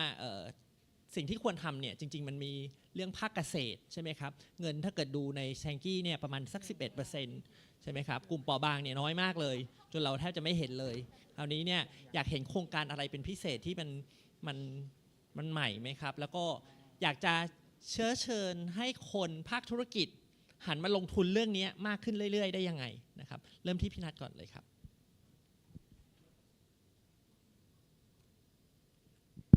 ค่ะจริงๆถ้าภาคเกษตรมันก็จะชวนธุรกิจยากนิดนึง แต่ว่าแบบอันนึงที่แบบที่อยากเห็นมากขึ้นก็คือแบบเราเมื่อกี้อย่างที่บอกว่าแบบโครงการของที่เราเห็นจากใน tracker อะค่ะที่แบบที่ไปลงกับภาคเกษตรเนี่ยส่วนใหญ่ก็จะเป็นในเชิงแบบเรียกว่า co-benefit ละกันมันก็จะมีแบบเนเจอร์ของการที่แบบทำเรื่องของข้าวโลคาร์บอนนะสมมติข้าวโลคาร์บอนแต่การทำข้าวโลคาร์บอนซึ่งในมุมหนึ่งเราได้เรื่องของคาร์บอนเครดิตใช่ปะแต่ว่าอีกมุมหนึ่งก็คือช่วยเรื่องของการประหยัดน้ำได้มากขึ้นแล้วมันก็จะเห็นโครงการลักษณะอื่นๆเช่นทำเรื่องของเกษตรยั่งยืนทำเรื่องของอะไรพวกนี้ซึ่งอันนี้มันถามว่าดีไหมมันก็ดีนะคะแต่ว่าถามว่าอย่างไอตัวงานวิจัยที่เคยไปทำต่อไอผลกระทบของภาคเกษตรอะค่ะเราก็พบว่าจริงๆแล้วอะไอเรื่องของไอตัวเนเจอร์ของการปรับตัววิธีการปรับตัวละกันของภาคเกษตรเองเนี่ยมันจะมีความหลากหลายขึ้นอยู่กับว่าตัวผลผลิตของภาคเกษตรนั้นๆเนี่ยมันเซนซิทีฟต่อตัวอากาศในรูปแบบไหนใช่ไหมคะซึ่งที่เราไปทำก็คือเหมือนเราไปดีคอมโพสดูว่าไอตัว climate risk เนี่ยมันมีทั้งส่วนที่แบบคาดการได้อยู่แล้วมันเป็นเรื่องของเรียกว่า anticipated change กับอีกส่วนหนึ่งเราเรียกมันว่ามันเป็น unanticipated shock ซึ่งไอ้พวกนี้จัดการยากแล้วก็ไอ้ส่วนแบบหลังเนี่ยแหละเป็นอันที่ค่อนข้างท้าทายมากๆว่าแบบไอ้อันที่เรา anticipate ได้เนี่ยส่วนใหญ่เราก็จะเห็นเป็นรูปแบบของการแบบ พัฒนาพันธุ์พืชหรือว่าพันธุ์สัตว์ที่มันแบบทนทานต่อเรื่องสภาพอากาศที่ไม่เหมาะสมอันเนี้ยเห็นน้อยมากจากในตัว tracker ที่เราไปเก็บข้อมูลมานะคะเราจะเห็นว่าบ้านเราเนี่ยมีการพัฒนาพันธุ์ใหม่ๆอยู่บ้างถามว่าทำไหมทำบ้างแต่ว่าไม่ได้เอาเรื่องของตัว climate risk เนี่ยเข้าไปเป็นแบบตัวปัจจัยประกอบในการที่จะออกแบบหรือว่าดีไซน์เรื่องของพันธุ์ไม่ว่าจะเป็นพืชสัตว์น้ำอะไรอย่างเงี้ยค่ะซึ่งอันเนี้ยสำคัญมากว่าแบบในอนาคตเนี่ยถ้าอากาศมันเปลี่ยนแปลงไปเนี่ยไอตัวพันธุ์ที่เราคิดว่ามัน viable ในแง่ของเชิงธุรกิจแต่ว่าในอนาคตมันอาจจะ yield หรือว่า productivity มันอาจจะไม่ได้นะคะอันนี้เห็นอยู่บ้างแต่ว่ามันจะมุม climate มันหายไปอันที่สองเราเห็นเรื่องของการทำเรื่องของสนับสนุนพวกแหล่งน้ำขนาดเล็กที่อยู่บนไร่นาเกษตรกรเนี่ยเราเริ่มเรามีบางหน่วยงานที่ invest ในเล่มข่าวคาดแดงจะเห็นว่าแบบมันมีแบบไปสนับสนุนโครงการเหล่านี้อยู่บ้างนะคะถามว่าพอไหมไม่พอเพราะว่าอะไรก็เพราะว่าเมื่อกี้เราเห็นแหละไอ้ข้อมูลที่เปิดให้ดูก็คือว่าพื้นที่ที่อยู่นอกเขตชลประทานเนี่ยค่อนข้างเปราะบางมากๆต่อเรื่องของ climate แล้วก็พื้นที่เหล่านี้โดยเฉพาะในช่วงหน้าแล้งเขาการปลูกพืชเลี้ยงสัตว์หรือพวกนี้มันพึ่งพาน้ำหมดเลยตรงนี้ถ้าไอตัวประมาณไอเรื่องของ on farm ตัว water resource ไม่พอเนี่ยอันนี้ก็จะสามารถทำให้รับมือยากแต่อันที่อันที่เมื่อกี้พี่นัทเล่าให้ฟังเนี่ยเวลาทำจริงๆมันยั่งยืนจริงหรือเปล่าฮะหมายถึงว่าเวลาไปทำแหล่งน้ำขนาดเล็กในเขตนอกชลประทานเวลาพูดถึงแหล่งน้ำอันนี้หมายถึงบนไร่นาตัวเองนั่นหมายความว่าขุดบ่อหรือทำบ่อชลประทานซึ่งอันนี้คิดว่าน่าจะสุ่มเสี่ยงต่อเรื่อง maladaptation ยากนิดนึงก็คือแต่ว่าอันนี้คือพูดถึงเรื่องมันไม่ใช่ของใหญ่แล้วก็ไม่ใช่ของใหญ่แล้วก็ทำเพื่อที่จะเก็บน้ำคล้ายๆอารมณ์แก้มลิงแต่ว่าคือเก็บน้ำในช่วงฤดูฝนแล้วก็เอาน้ำไปใช้ในช่วงฤดูแล้งอันนี้คิดว่าที่ผ่านมาเราคิดว่าเรามีแนวแบบนี้ไปในทิศทางที่ไม่ได้ผิดอะไรแต่ว่าน่าจะต้องทำมากขึ้นนะคะแต่ส่วนที่ไม่ค่อยมีเลยคือส่วนที่เป็นการรับมือกับ unanticipated shock ที่เมื่อกี้พูดถึงเนี่ยก็คือถามว่าในต่างประเทศทำอะไรกันบ้างเขาก็จะมีพูดถึงเรื่องของกลไกถ่ายโอนความเสี่ยงคือกลไกถ่ายโอนความเสี่ยงมันมี2แบบที่ทำกัน locally ในชุมชนใช่ไหมคะแต่ว่าอันที่เราบอกว่าแบบเฮ้ยถ้ามันมาแล้วมันกระทบอีสานทั้งภาคเลยอย่างเงี้ย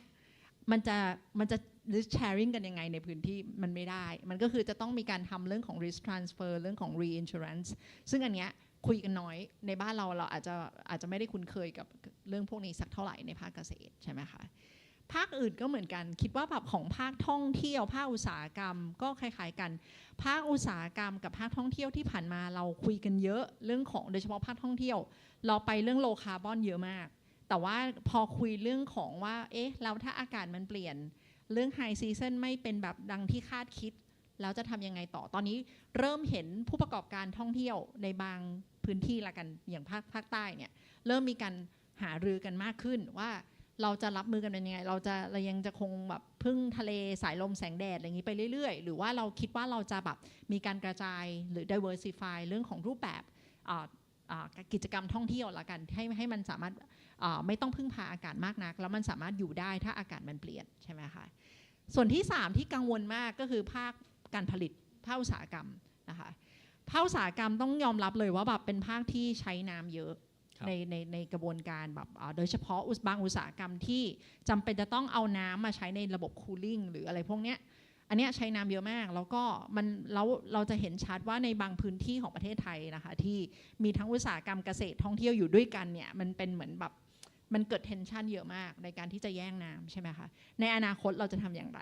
ซึ่งอันเนี้ยก็เลยมองไปสู่เรื่องของว่าแบบในมุมของภาคธุรกิจเองเนี่ยจริงๆอันนี้ถามว่ามันเป็นได้ทั้งเทรนด์แล้วก็เป็นโอกาสนะคะเพราะว่าในมุมของภาคอุตสาหกรรมเองอ่ะพวกนี้จริงๆเข้าถึงสินเชื่อจากในระบบธนาคารพาณิชย์อยู่พอสมควรแล้วแหละเพียงแต่ว่าที่ผ่านมามันเป็นการกู้เพื่อไปทำกิจกรรมทางเศรษฐกิจเรื่องธุรกิจเรื่องอะไรพวกนี้แต่ว่าเรื่องการกู้เพื่อที่จะไปทำให้ตัวเขาเอง resilient กับเรื่องของ extreme event ต่างๆเนี่ยอันเนี้ยคิดว่าน่าจะต้องทำมากขึ้นนะคะแล้วแต่ว่าอันเนี้ยมันก็จะกลับมาที่ในมุมของตัวระบบเรื่องของธนาคารพาณิชย์เองตลาดนักลงทุนในมุมของตลาดทุนเองที่ educate เขาให้คุ้นเคยกับเรื่องของตัว climate risk แล้วก็ integrate ตรงนี้เข้ามามากขึ้นอันนึงที่คิดว่าเป็น gap ที่น่าจะต้องทำมากขึ้นมันคือเราคุยกันเมื่อเช้าไม่ได้มาก็เลยคิดว่าน่าจะมีพูดไปแล้วว่าแบบในภาคในรถการ์ดอะมันมีเรื่องของ taxonomy ไปแล้วแหละของ adaptation เนี่ยยากมากรู้ได้ยังไงว่าอันไหนเข้าข่ายการปรับตัวอันไหนมันเป็นเรื่อง disaster management อันไหนมันไม่ใช่เลยบางอันที่เราคุยกันว่าแบบเป็นโครงการอนุรักษ์ธรรมชาติอะไรเงี้ยเราก็สงสัยกันว่าอันนี้มันใช่เข้าข่าย adaptation หรือเปล่าการที่มี common dictionary ที่แบบช่วยในการที่จะแบบให้ทุกคนเข้าใจตรงกันว่าตรงแบบไหนที่มันเป็น adaptation อันไหนไม่ใช่อันนี้ก็น่าจะช่วยได้เยอะในการที่จะช่วยทั้งภาคธุรกิจเองภาคการเงินเองแล้วก็กลุ่มภาครัฐเองที่แสดงว่าสถาบันป่วยกำลังทำอยู่ด้วยหรือเปล่าฮะอย่างนะครับ taxonomy ยังไม่ได้ทำ โอเคครับงั้นขยับไปที่คุณพักเกษมนิดนึงนะครับเมื่อกี้แอบตั้งโจทย์ไว้แล้วแหละว่าโจทย์เรื่อง maladaptation เนี่ยโครงการที่เราเห็นอะไรต่างๆเนี่ยตอนนี้มันมีอะไรที่คนในวงการรู้อยู่แล้วว่าเนี่ยเป็น maladaptation แล้วก็เห็นปุ๊บ red flag เลยหรืออะไรบ้างที่แบบเราควรจะมีตั้งข้อสังเกตกับมันนะครับลองเล่าให้ตัวอย่างให้ฟังนิดนึงครับครับก็ผมคิดว่าน่าจะเป็นข้อสังเกตก่อนที่ตอบได้ชัดเจนเพราะว่าเวลาเราดูถึงโครงการที่เราเห็นจากกราฟเราก็จะเห็นว่าโครงการมันลงไปที่โครงสร้างพื้นฐานด้านน้ำหมดแต่ถ้าเราดูในรายละเอียดเนี่ยมันมีจุดประสงค์ในเรื่องของการน้ำเพื่อเกษตรน้ำเพื่อป้องกันอุทกภัยอะไรต่างๆเนี่ยมันมีต้นเหตุปัญหาคือการว่าเขาเอาเงินนี้ไปแก้ปัญหาอะไรเพราะฉะนั้นเนี่ยถ้าเราดูที่ถ้าเรารู้สาเหตุของปัญหาเราก็จะรู้ว่าเราจะแก้ยังไงเนาะทีนี้เนี่ยในการที่ในสมุดปกขาวคาดแดงแดงคาดขาว คือมันมีเขียนอยู่ว่าทำเพื่ออะไรมีอะไรบ้างเพื่อไปตอบโจทย์ชี้วัดไหนแต่ทีนี้เนี่ยสิ่งที่มันไม่ได้บอกคือรายละเอียดของแต่ละโครงการนั้นเนี่ยคืออะไรยกตัวอย่างเช่นสมมติผมดูโครงการป้องกันอุทกภัยน้ำหลากโดยคลองผันน้ำบางบานบางไทรอย่างเงี้ยในเล่มก็จะบอกแค่นั้นแต่ว่าถ้าเราดูในรายละเอียดอ่ะมันก็จะเห็นว่าจริงๆแล้วมันคือการป้องกันไม่ให้เมืองอยุธยาที่เป็นพื้นที่เศรษฐกิจน้ำท่วมโดยการสร้างคลองใหม่ขึ้นมาแต่ทีนี้เนี่ยโครงการเนี่ยพูดแค่คนส่วนในเมืองอะแต่คนที่เขาอยู่ในบริเวณนั้นหรือคนที่เป็นเจ้าของเนี่ยเขาได้รับการ address ตรงนี้ด้วยไหมนะครับหรือว่าจริงๆแล้วสาเหตุของปัญหาเนี่ยมันคือปัญหาคือการจัดการน้ำของเราหรือว่าระบบที่เราจะใช้เนี่ยมันจริงๆแล้วมันไปฝืนเป็นการลงทุนก็คือมันไม่ได้เคารพธรรมชาติอะข้อแรกคือมันต้องการจะสร้างระบบใหม่ขึ้นมาใช่ไหมเพื่อให้มนุษย์ปรับตัวแต่ว่าเราจะเห็นเลยว่าในรายละเอียดเนี่ยมันเป็นสิ่งที่เราสามารถเข้าไปดูได้ในแต่ละโครงการทีนี้ถ้าจะบอกว่าอะไรที่มันสิ่งที่เราเห็นก็คืองบลงทุนขนาดใหญ่มีผลกระทบอยู่แล้วทีนี้เราต้องไปดูว่าผลกระทบของคนได้รับผลกระทบเนี่ยมันมีการ address ถูกวางแผนที่มาที่ไปของโครงการมันได้ถูกพูดถึงสาเหตุของปัญหาไหมนะครับคือเรื่องน้ำท่วมในประเทศไทยเนี่ยมันเป็นปัญหาที่คนเอามาใช้เยอะแล้วก็ถ้าเราไปดูในหลายสาเหตุก็จะพูดว่าสาเหตุที่มันเกิดก็เพราะว่าด้านบนไม่มีเขื่อน อะไรอย่างเงี้ยมันเป็นสาเหตุที่แล้วเราก็ต้องตั้งคำถามกลับมาว่าแล้วถ้ามันไม่มีเขื่อนมันถึงท่วมหรือว่าเราไปอยู่ในพื้นที่เสี่ยงหรือนโยบายเราไปสนับสนุนให้คนอยู่ในพื้นที่เสี่ยงด้วยเหมือนกันเพราะฉะนั้นมันมีรูปแบบการจัดการความเสี่ยงได้หลายรูปแบบนโยบายที่ไม่ทำให้คนเข้าไปอยู่ในพื้นที่เสี่ยงก็อย่างหนึ่งการวางผังรูปแบบว่าคนที่อยู่ในพื้นที่เสี่ยงควรจะปรับตัวยังไงก็เรื่องหนึ่งส่วนมาตรการโครงสร้างมันก็เป็นแค่ทางเดียวแต่ถ้าดูจากกราฟเราจะเห็นว่ามันเป็นโครงการที่เอาไปทำมาตรการอย่างเดียวนะครับเพราะฉะนั้นเนี่ยเราเลยไม่เห็นมิติความหลากหลายหรือรายละเอียดที่มันคำนึงถึงเรื่องนี้เลยในโครงการประเภทนี้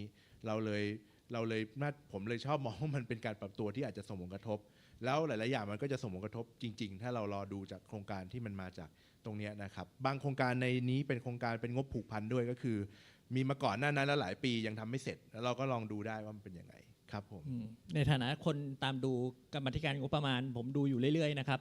ก็กรรมาธิการก็จะคอมเมนต์อยู่ตลอดว่าเวลาไปดูว่าโครงการเพื่ออะไรเนี่ยก๊อปวางกันเยอะ ก็เลยไม่แน่ใจว่าจะตรวจกันยังไงนะครับเลยแอบแซวนะครับไม่มีอะไรครับ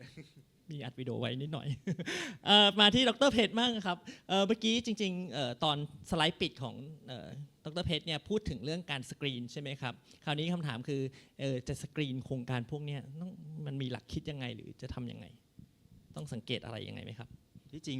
มีหลักเยอะแยะไปหมดเลยนะครับแต่ผมคิดว่าถ้าในภาพรวมเนี่ยเราใช้ความรู้ความเข้าใจเรื่องระบบนิเวศน้อยมากในเรื่องของการแก้ปัญหาในบ้านเรานะครับหลายอย่างเนี่ยมันก็คืออย่างที่บอกว่าถ้าน้ำท่วมต้องตั้งเขื่อนอย่างนี้เนาะซึ่งจริงๆแล้วมันก็เท่ากับว่าไม่เคยเข้าใจเลยว่าเรื่องของตะกอนความอุดมสมบูรณ์ของปากแม่น้ำเจ้าพระยาเนี่ยมันมาจากไหนใช่ไหมครับซึ่งตรงเนี้ยเราเหมือนกับยิ่งแก้ก็ยิ่งสร้างปัญหาแล้วเราเนี่ยชอบตาม อะไรนะชอบเรียนแบบต่างประเทศเนาะแต่จริงๆเนี่ยผมคิดว่าเราก็ไม่ค่อยอัปเดตความรู้เท่าไหร่นะครับอย่างต่างประเทศเองเนี่ยเรื่องของอังกฤษถ้าไปดูโครงการ rewilding ในปัจจุบันเนี่ยคลองที่เมื่อก่อนเขาอาจจะใช้เป็นคลองทำให้ตรงเมื่อก่อนยุคหนึ่งถูกมองว่าคลองก็คือเป็นเครื่องมือส่งของใช่ไหมครับทำให้ตรงให้เร็วที่สุดซึ่งปรากฏว่ามันยิ่งเร่งทำให้เกิดภัยพิบัติได้มากขึ้นทำให้เกิดน้ำท่วมให้มากขึ้นโครงการ rewilding คือไปทำให้คลองกลับมาคดเคี้ยวเหมือนเดิมอะไรอย่างเงี้ยนะฮะอันนี้มันก็คือเป็นความเข้าใจที่มันเริ่ม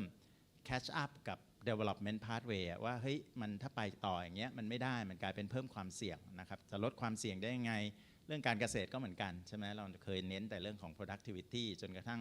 ทำให้ดินเสื่อมหมดดินไม่สามารถอุ้มน้ำไว้ได้ตอนนี้ก็เพิ่มความเสี่ยงอีกในเรื่องของน้ำท่วมนะครับเพราะฉะนั้นเนี่ยการลงทุน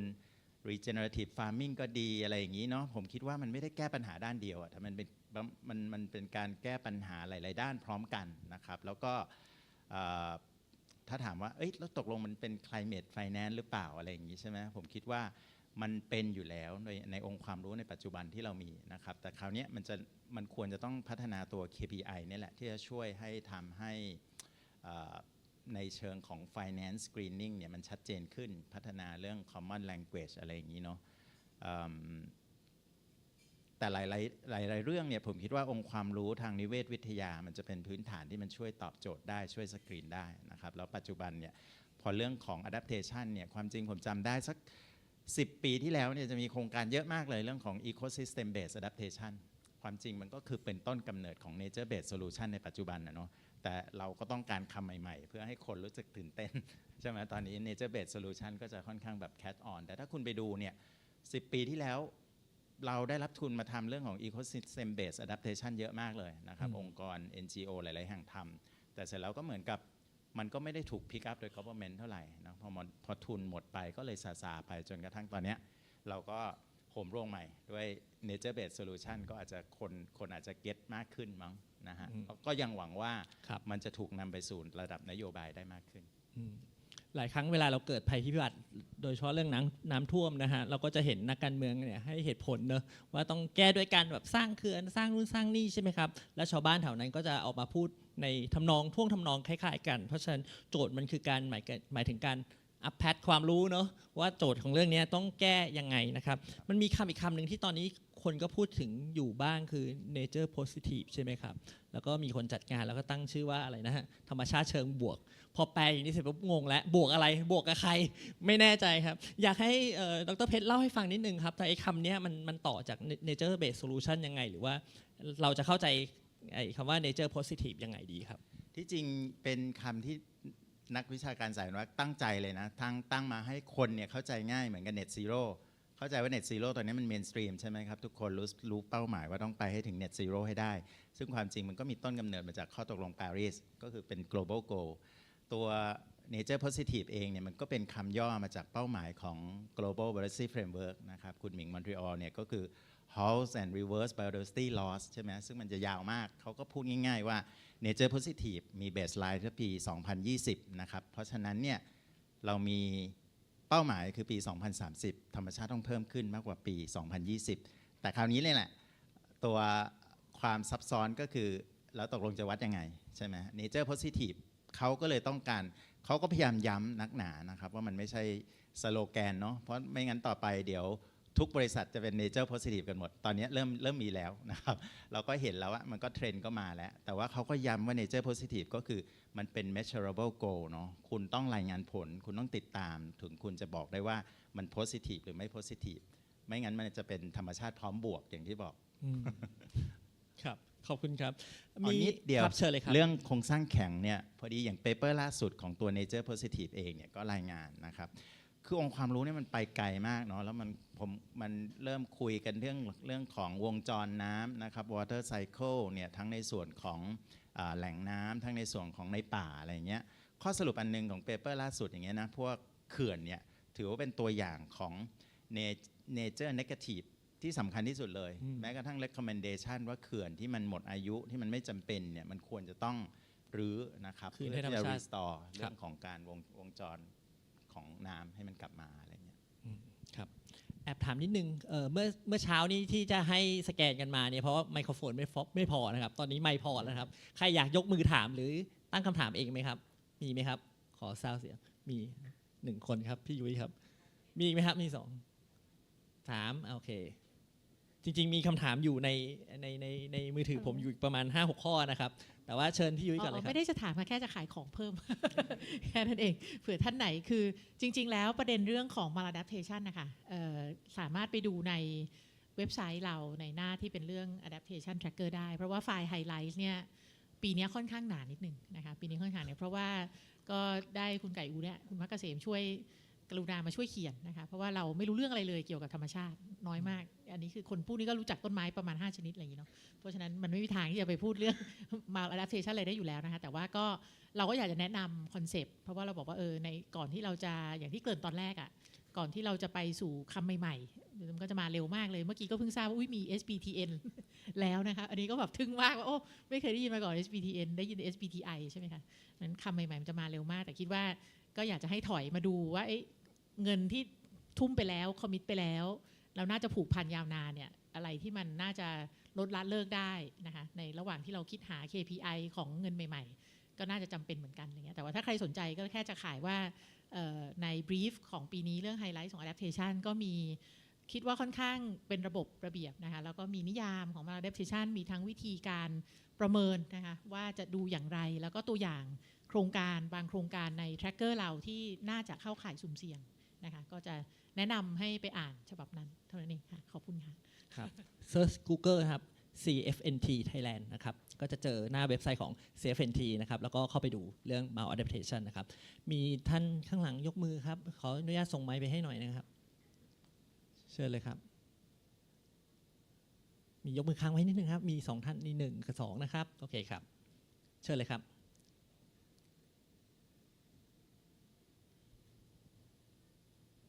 ผมณัฐวุฒิจาก SCG นะฮะวันนี้ต้องบอกว่าเป็นเวทีที่ดีมากๆเลยที่ทำให้เห็นทั้ง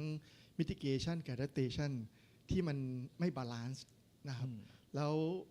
ผมมองว่าณวันนี้จะทำยังไงให้ policy เรื่องพวกนี้ฮะมันเข้าไปอยู่ใน policy ที่เป็นแผนพัฒนาเศรษฐกิจของประเทศจริงๆเราเห็นตัวอย่างบนโลกใบนี้เรียบร้อยแล้วประเทศเนเธอร์แลนด์ที่เมื่อก่อนเขาเคยน้ำท่วมใหญ่ใช่ไหมฮะแล้วมาวันนี้เขากลายเป็นผู้ส่งออกเกษตรอันดับ2ของโลกคล้ายๆบ้านเราไหมฮะเราก็กำลังจะต่ำกว่า sea level ใช่ไหมฮะแต่ทำไมเขาป้องกันทั้งเรื่องของจะเห็นข่าวว่า heat wave ที่ผ่านมาเนี่ยเนเธอร์แลนด์ไม่ค่อยมีข่าวนะครับแต่ส่วนใหญ่ไปเห็นที่เยอรมันเห็นที่ฝรั่งเศสใช่ไหมครับเราถอดบทเรียนอะไรจากตรงนี้แล้วทำให้ภาครัฐเราสามารถทำอะไรก็แล้วแต่แล้วทำให้เกษตรของเราเป็นเกษตรแบบ precision แล้วก็ทำน้อยได้มากแล้วก็มีตัวอย่างให้เห็นบนโลกใบนี้แล้วว่าเขาปรับตัวยังไงกับเรื่องของน้ำท่วมน้ำแล้ง heat wave อะไรพวกนี้ฮะประมาณนี้ครับอยากชวนคิดว่าพวกนี้มันจะอินทิเกรตเข้าไปตรงนั้นยังไงเพราะผมมองว่ามันคงไม่ใช่เป็น bottom up แบบนี้ฮะแต่ว่ามันต้องเป็น policy ที่มันต้องมองทั้ง infrastructure ในอดีตที่วันนี้มันอาจจะไม่ตอบโจทย์โลกที่มัน boiling ไปละฉะนั้นแค่อากาศธรรมดามันอาจจะตอบโจทย์ใช่ไหมฮะแต่วันนี้มันเป็นอีกซีเนโอหนึ่งแล้วประมาณนี้ครับครับขอบคุณครับเชิญเลยครับท่านหนึ่งสวัสดีครับปิชนิดนะครับจากเครือข่าย 30 by 30 Thailand Coalition ครับก็เครือข่ายเราช่วยซัพพอร์ตพื้นที่อนุรักษ์ภาคประชาชนนะครับกับภาครัฐรวมกันให้ถึง 30% ภายในปี 2030 ครับพี่เพชรเป็นที่ปรึกษาเราด้วยนะครับแล้วก็เคยทำงานกับคุณไทอูมาช่วงหนึ่งคำถามมี2ข้อครับตอนนี้มันก็จะมีกรอบความหลากหลายทางชีวภาพโลกครับที่มีเป้าของ 30 by 30 เนาะการขยับเพิ่มพื้นที่อนุรักษ์ขึ้นมานะครับในภาคประชาชนด้วยในภาครัฐด้วยปัญหาคือมันขยับยากมากเลยครับเป้าหมาย 30% เนี่ยไม่ต้องพูดถึงเลย 1% คือ5 ล้านไร่รวมกันระหว่างในพื้นที่บกและในพื้นที่ทะเลทุกวันนี้ครับมีความพยายามสูงมากขึ้นมาได้ประมาณ 0.001% ทีนี้ก็เลยมีคำถามมาว่าตอนนี้นะครับทางภาครัฐกำลังจะส่งตัวชี้วัดเนี้ยเป็นตัวชี้วัดชาตินะครับ1อันที่2สถาบันการเงินเริ่มสนใจว่าเป้าหมายเนี้ยดูวัดได้ง่าย เพราะว่าเป็นตัวเลขที่ชัดแต่ว่ากลไกเนี่ยยังไม่ค่อยมีเลยนะครับแล้วมีความต้องการจากภาคเอกชนในการลงทุนเรื่องนี้เยอะมากแต่ก็ยังไม่มีกิจกรรมที่ค่อนข้างชัดเจนนะครับอันนี้เป็นเป้าหนึ่งที่น่าจะขยับในเรื่องของ climate และ biodiversity nexus ได้อันที่1นะครับอันที่2ก็คือจากการลงพื้นที่อะครับผมมองว่าตัวชี้วัดต่างๆเนี่ยจะมักจะไม่ค่อยดูเรื่องของ impact ที่เกิดขึ้นจริงกับชุมชนนะครับเหมือนที่คุณไก่อูพูดว่าบนน้ำบนบกเนาะ inland water มีปัญหาใช่ไหมครับชายฝั่งทะเลครับเราลงพื้นที่ชุมชนเนี่ยประมาณ50ชุมชนน่ะสะท้อนมาว่าเขารู้ว่าทะเลหน้าบ้านเขาอ่ะมีผลกระทบจาก climate change นะแต่ไม่เคยมีใครบอกเขาเลยว่าเขาควรต้องปรับตัวยังไงการปรับตัวของเขามีอาชีพใหม่ยังไงการปรับตัวของเขาต้องมีการลงทุนเพื่อให้เขาปรับตัวยังไงบ้างอันนี้อาจจะเป็น impact ที่วัดได้ชัดอีกแบบหนึ่งนะครับแล้วก็ทำได้ง่ายดูได้ง่ายจากการที่เขาปรับตัวแล้วเขาก็สามารถจะมีชีวิตที่รองรับนะครับเขาเรียกอะไรปรับเปลี่ยนรับเขาเรียกอะไร แสดงว่า climate adaptation and resilience ครับสามารถทำได้ดีขึ้นแล้วก็มีแผนที่ชัดเจนมากขึ้นตัวชี้วัดที่ทำให้คนน่ะ coexist กับธรรมชาติตัวชี้วัดนี้ยังไม่ค่อยเห็นในการวัด impact ครับมี2ข้อครับเชิญเลยครับมีใครอยากจะ respond คำถามนี้ไหมครับเชิญเลยครับเดี๋ยวขอตรงของคุณพิชนิตก่อนแล้วกันนะครับก็จริงๆก็ขอบคุณมากครับที่ขยายความในเรื่องของตัวชี้วัดขึ้นมาเนาะแล้วก็เห็นถึงเป้าหมายของการทำงานของคุณพิชนิตด้วยในเรื่องของการพูดถึงพื้นที่ระบบนิเวศเนาะที่มีแล้วก็เท่าที่ผมจากประสบการณ์ที่ทำเนาะถ้าเอาไปอิงในเรื่องน้ำเนี่ยจริงๆแผนน้ำของเราจริงๆแล้วมีเป้าหมายในเรื่องของการดูแลแหล่งน้ำกับพื้นที่ชุ่มน้ำด้วยแต่ทีนี้เนี่ยสิ่งที่ผมเห็นคือมันขาดการเข้าไปวัดว่ามันอะไรที่เรานับว่ามันเป็นการฟื้นฟูอะไรที่เรานับว่ามันเป็นการเข้าไปแล้วได้รับการคอนเซิร์ฟมากขึ้นตรงนี้มันเป็นตัวเลขที่ภายในหน่วยงานรัฐเองมีการรีพอร์ตอยู่แต่ว่าพอเราไปดูในกิจกรรมเนี่ยมันจะไปโผล่ข้อมูลคล้ายๆกับเล่มขาวคาดแดงอ่ะคือมันจะเห็นแค่ว่าตัวเลขอ่ะแต่เราไม่เห็นว่า actual จริงๆคืออะไรลงไปเท่าไหร่ข้อมูลนี้มันเลยทำให้คนที่ทำงานอย่างผมเองอย่างคุณพิชิตอย่างพี่เพชรเองเนี่ยเราเข้าไปตามไม่ได้ด้วยเหมือนกันว่าtransparency ของข้อมูลพวกนี้มันคืออะไรแล้วเราสามารถที่จะไปปรับหรือไปช่วยให้มันดีขึ้นได้มากน้อยแค่ไหนเพื่อจะทำให้มันออกมาดีขึ้นเพราะว่าตัวชี้วัดของโลกที่เห็นมาเนี่ยเขามีความลงรายละเอียดกันมากขึ้นด้วยว่าแบบตรงนี้ต้องสมมุติว่าทำพื้นอนุรักษ์เนี่ยอนุรักษ์มันต้องดีอย่างไรเช่นบางทีต้องลงไปถึงในรูปแบบของถิ่นที่อยู่อาศัยมันต้องเพิ่มขึ้นด้วยจะวัดเป็นแค่แอเรียไม่ได้แล้วต้องมีคุณภาพในนั้นทีนี้เนี่ยมันมีแล้วแต่ว่าพอมาดูในระบบของราชการไทยเรายังรับแค่ตัวพื้นที่อ่ะแล้วก็บางตัวก็เป็นตัวที่ทำให้เกิดเนกาทีฟด้วยเช่นว่าใน1 ปีของเราต้องดาดแข็งตลิ่งแม่น้ำให้ได้100กิโลอย่างเงี้ยตัวชี้วัดนี้ก็ยังแก้ไม่ได้ในมุมนึงมันก็ไปลบในมุมที่เราจะทำให้บวกก็ยังหาข้อมูลได้ยากนะครับส่วนในของประเทศเนเธอร์แลนด์ตรงเนี้ยผมมองว่าในสิ่งที่เขาปรับตัวได้ดีคือเขาในรูปแบบ climate ของเขาอ่ะมันต่างกับของเราจะเอ็กซ์ตรีมกว่าเนาะหลากก็จะมาเยอะร้อนก็จะแห้งไปเลยแต่ของเขามันจะมีอากาศหนาวด้วยเพราะฉะนั้นการปรับตัวของเขามันเลยเป็นระดับที่ต้องควบคุมของเขาเนี่ยถ้าน้ำท่วมหมดเลยเขาตายของเราท่วมเนี่ยเราอยู่ได้เพราะว่าตั้งแต่สมัยเรียนจะมีเอ็กซ์เพิร์จากทางเนเธอร์แลนด์มาเขาพ้นว่าสิ่งที่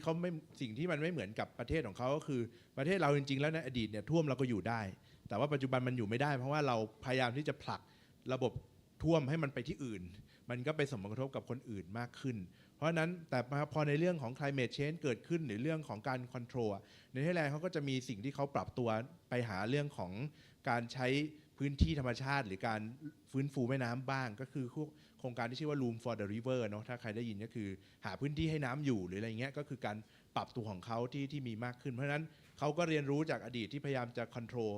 แล้วก็เริ่มปล่อยมากขึ้นนะครับเพราะฉะนั้นมันก็เลยทำให้จริงๆแล้วมันมีการปรับอยู่แล้วทีนี้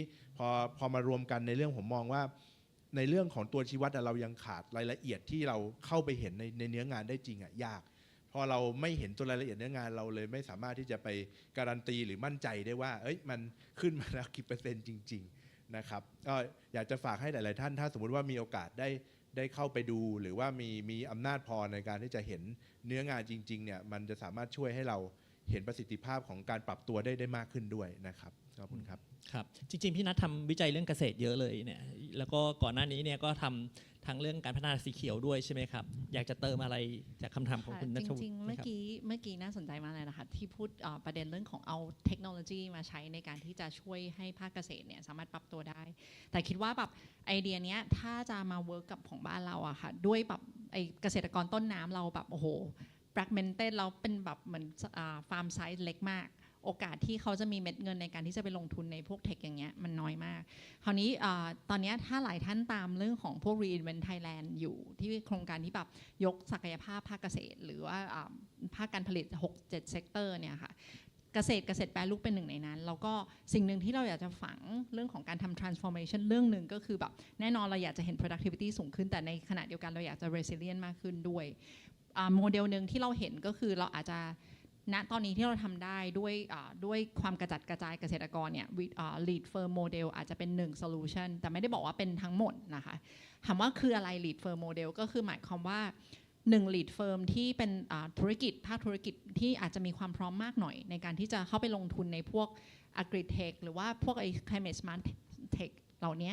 เขาสามารถช่วยเกษตรกรต้นน้ำที่อยู่ใน value chain เดียวกันนะคะในการที่จะไปลงทุนในพวกแบบพวกเทคโนโลยีเหล่านี้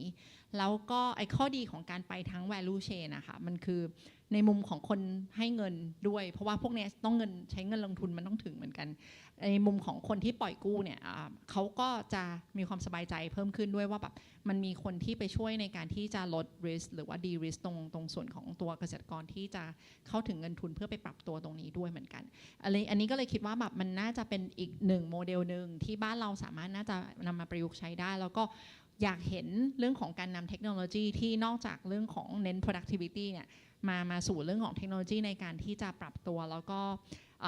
รวมไปถึงพวกที่คุยเรื่องเมื่อเช้าเรื่องโลคาร์บอนเรื่องอะไรพวกนี้ก็เช่นเดียวกันในการที่จะแบบ transform ภาคเกษตรของไทย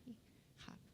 ครับผมขออนุญาตอ่านคำถามมานะครับมีคำถามน่าสนใจ2ข้อนะครับ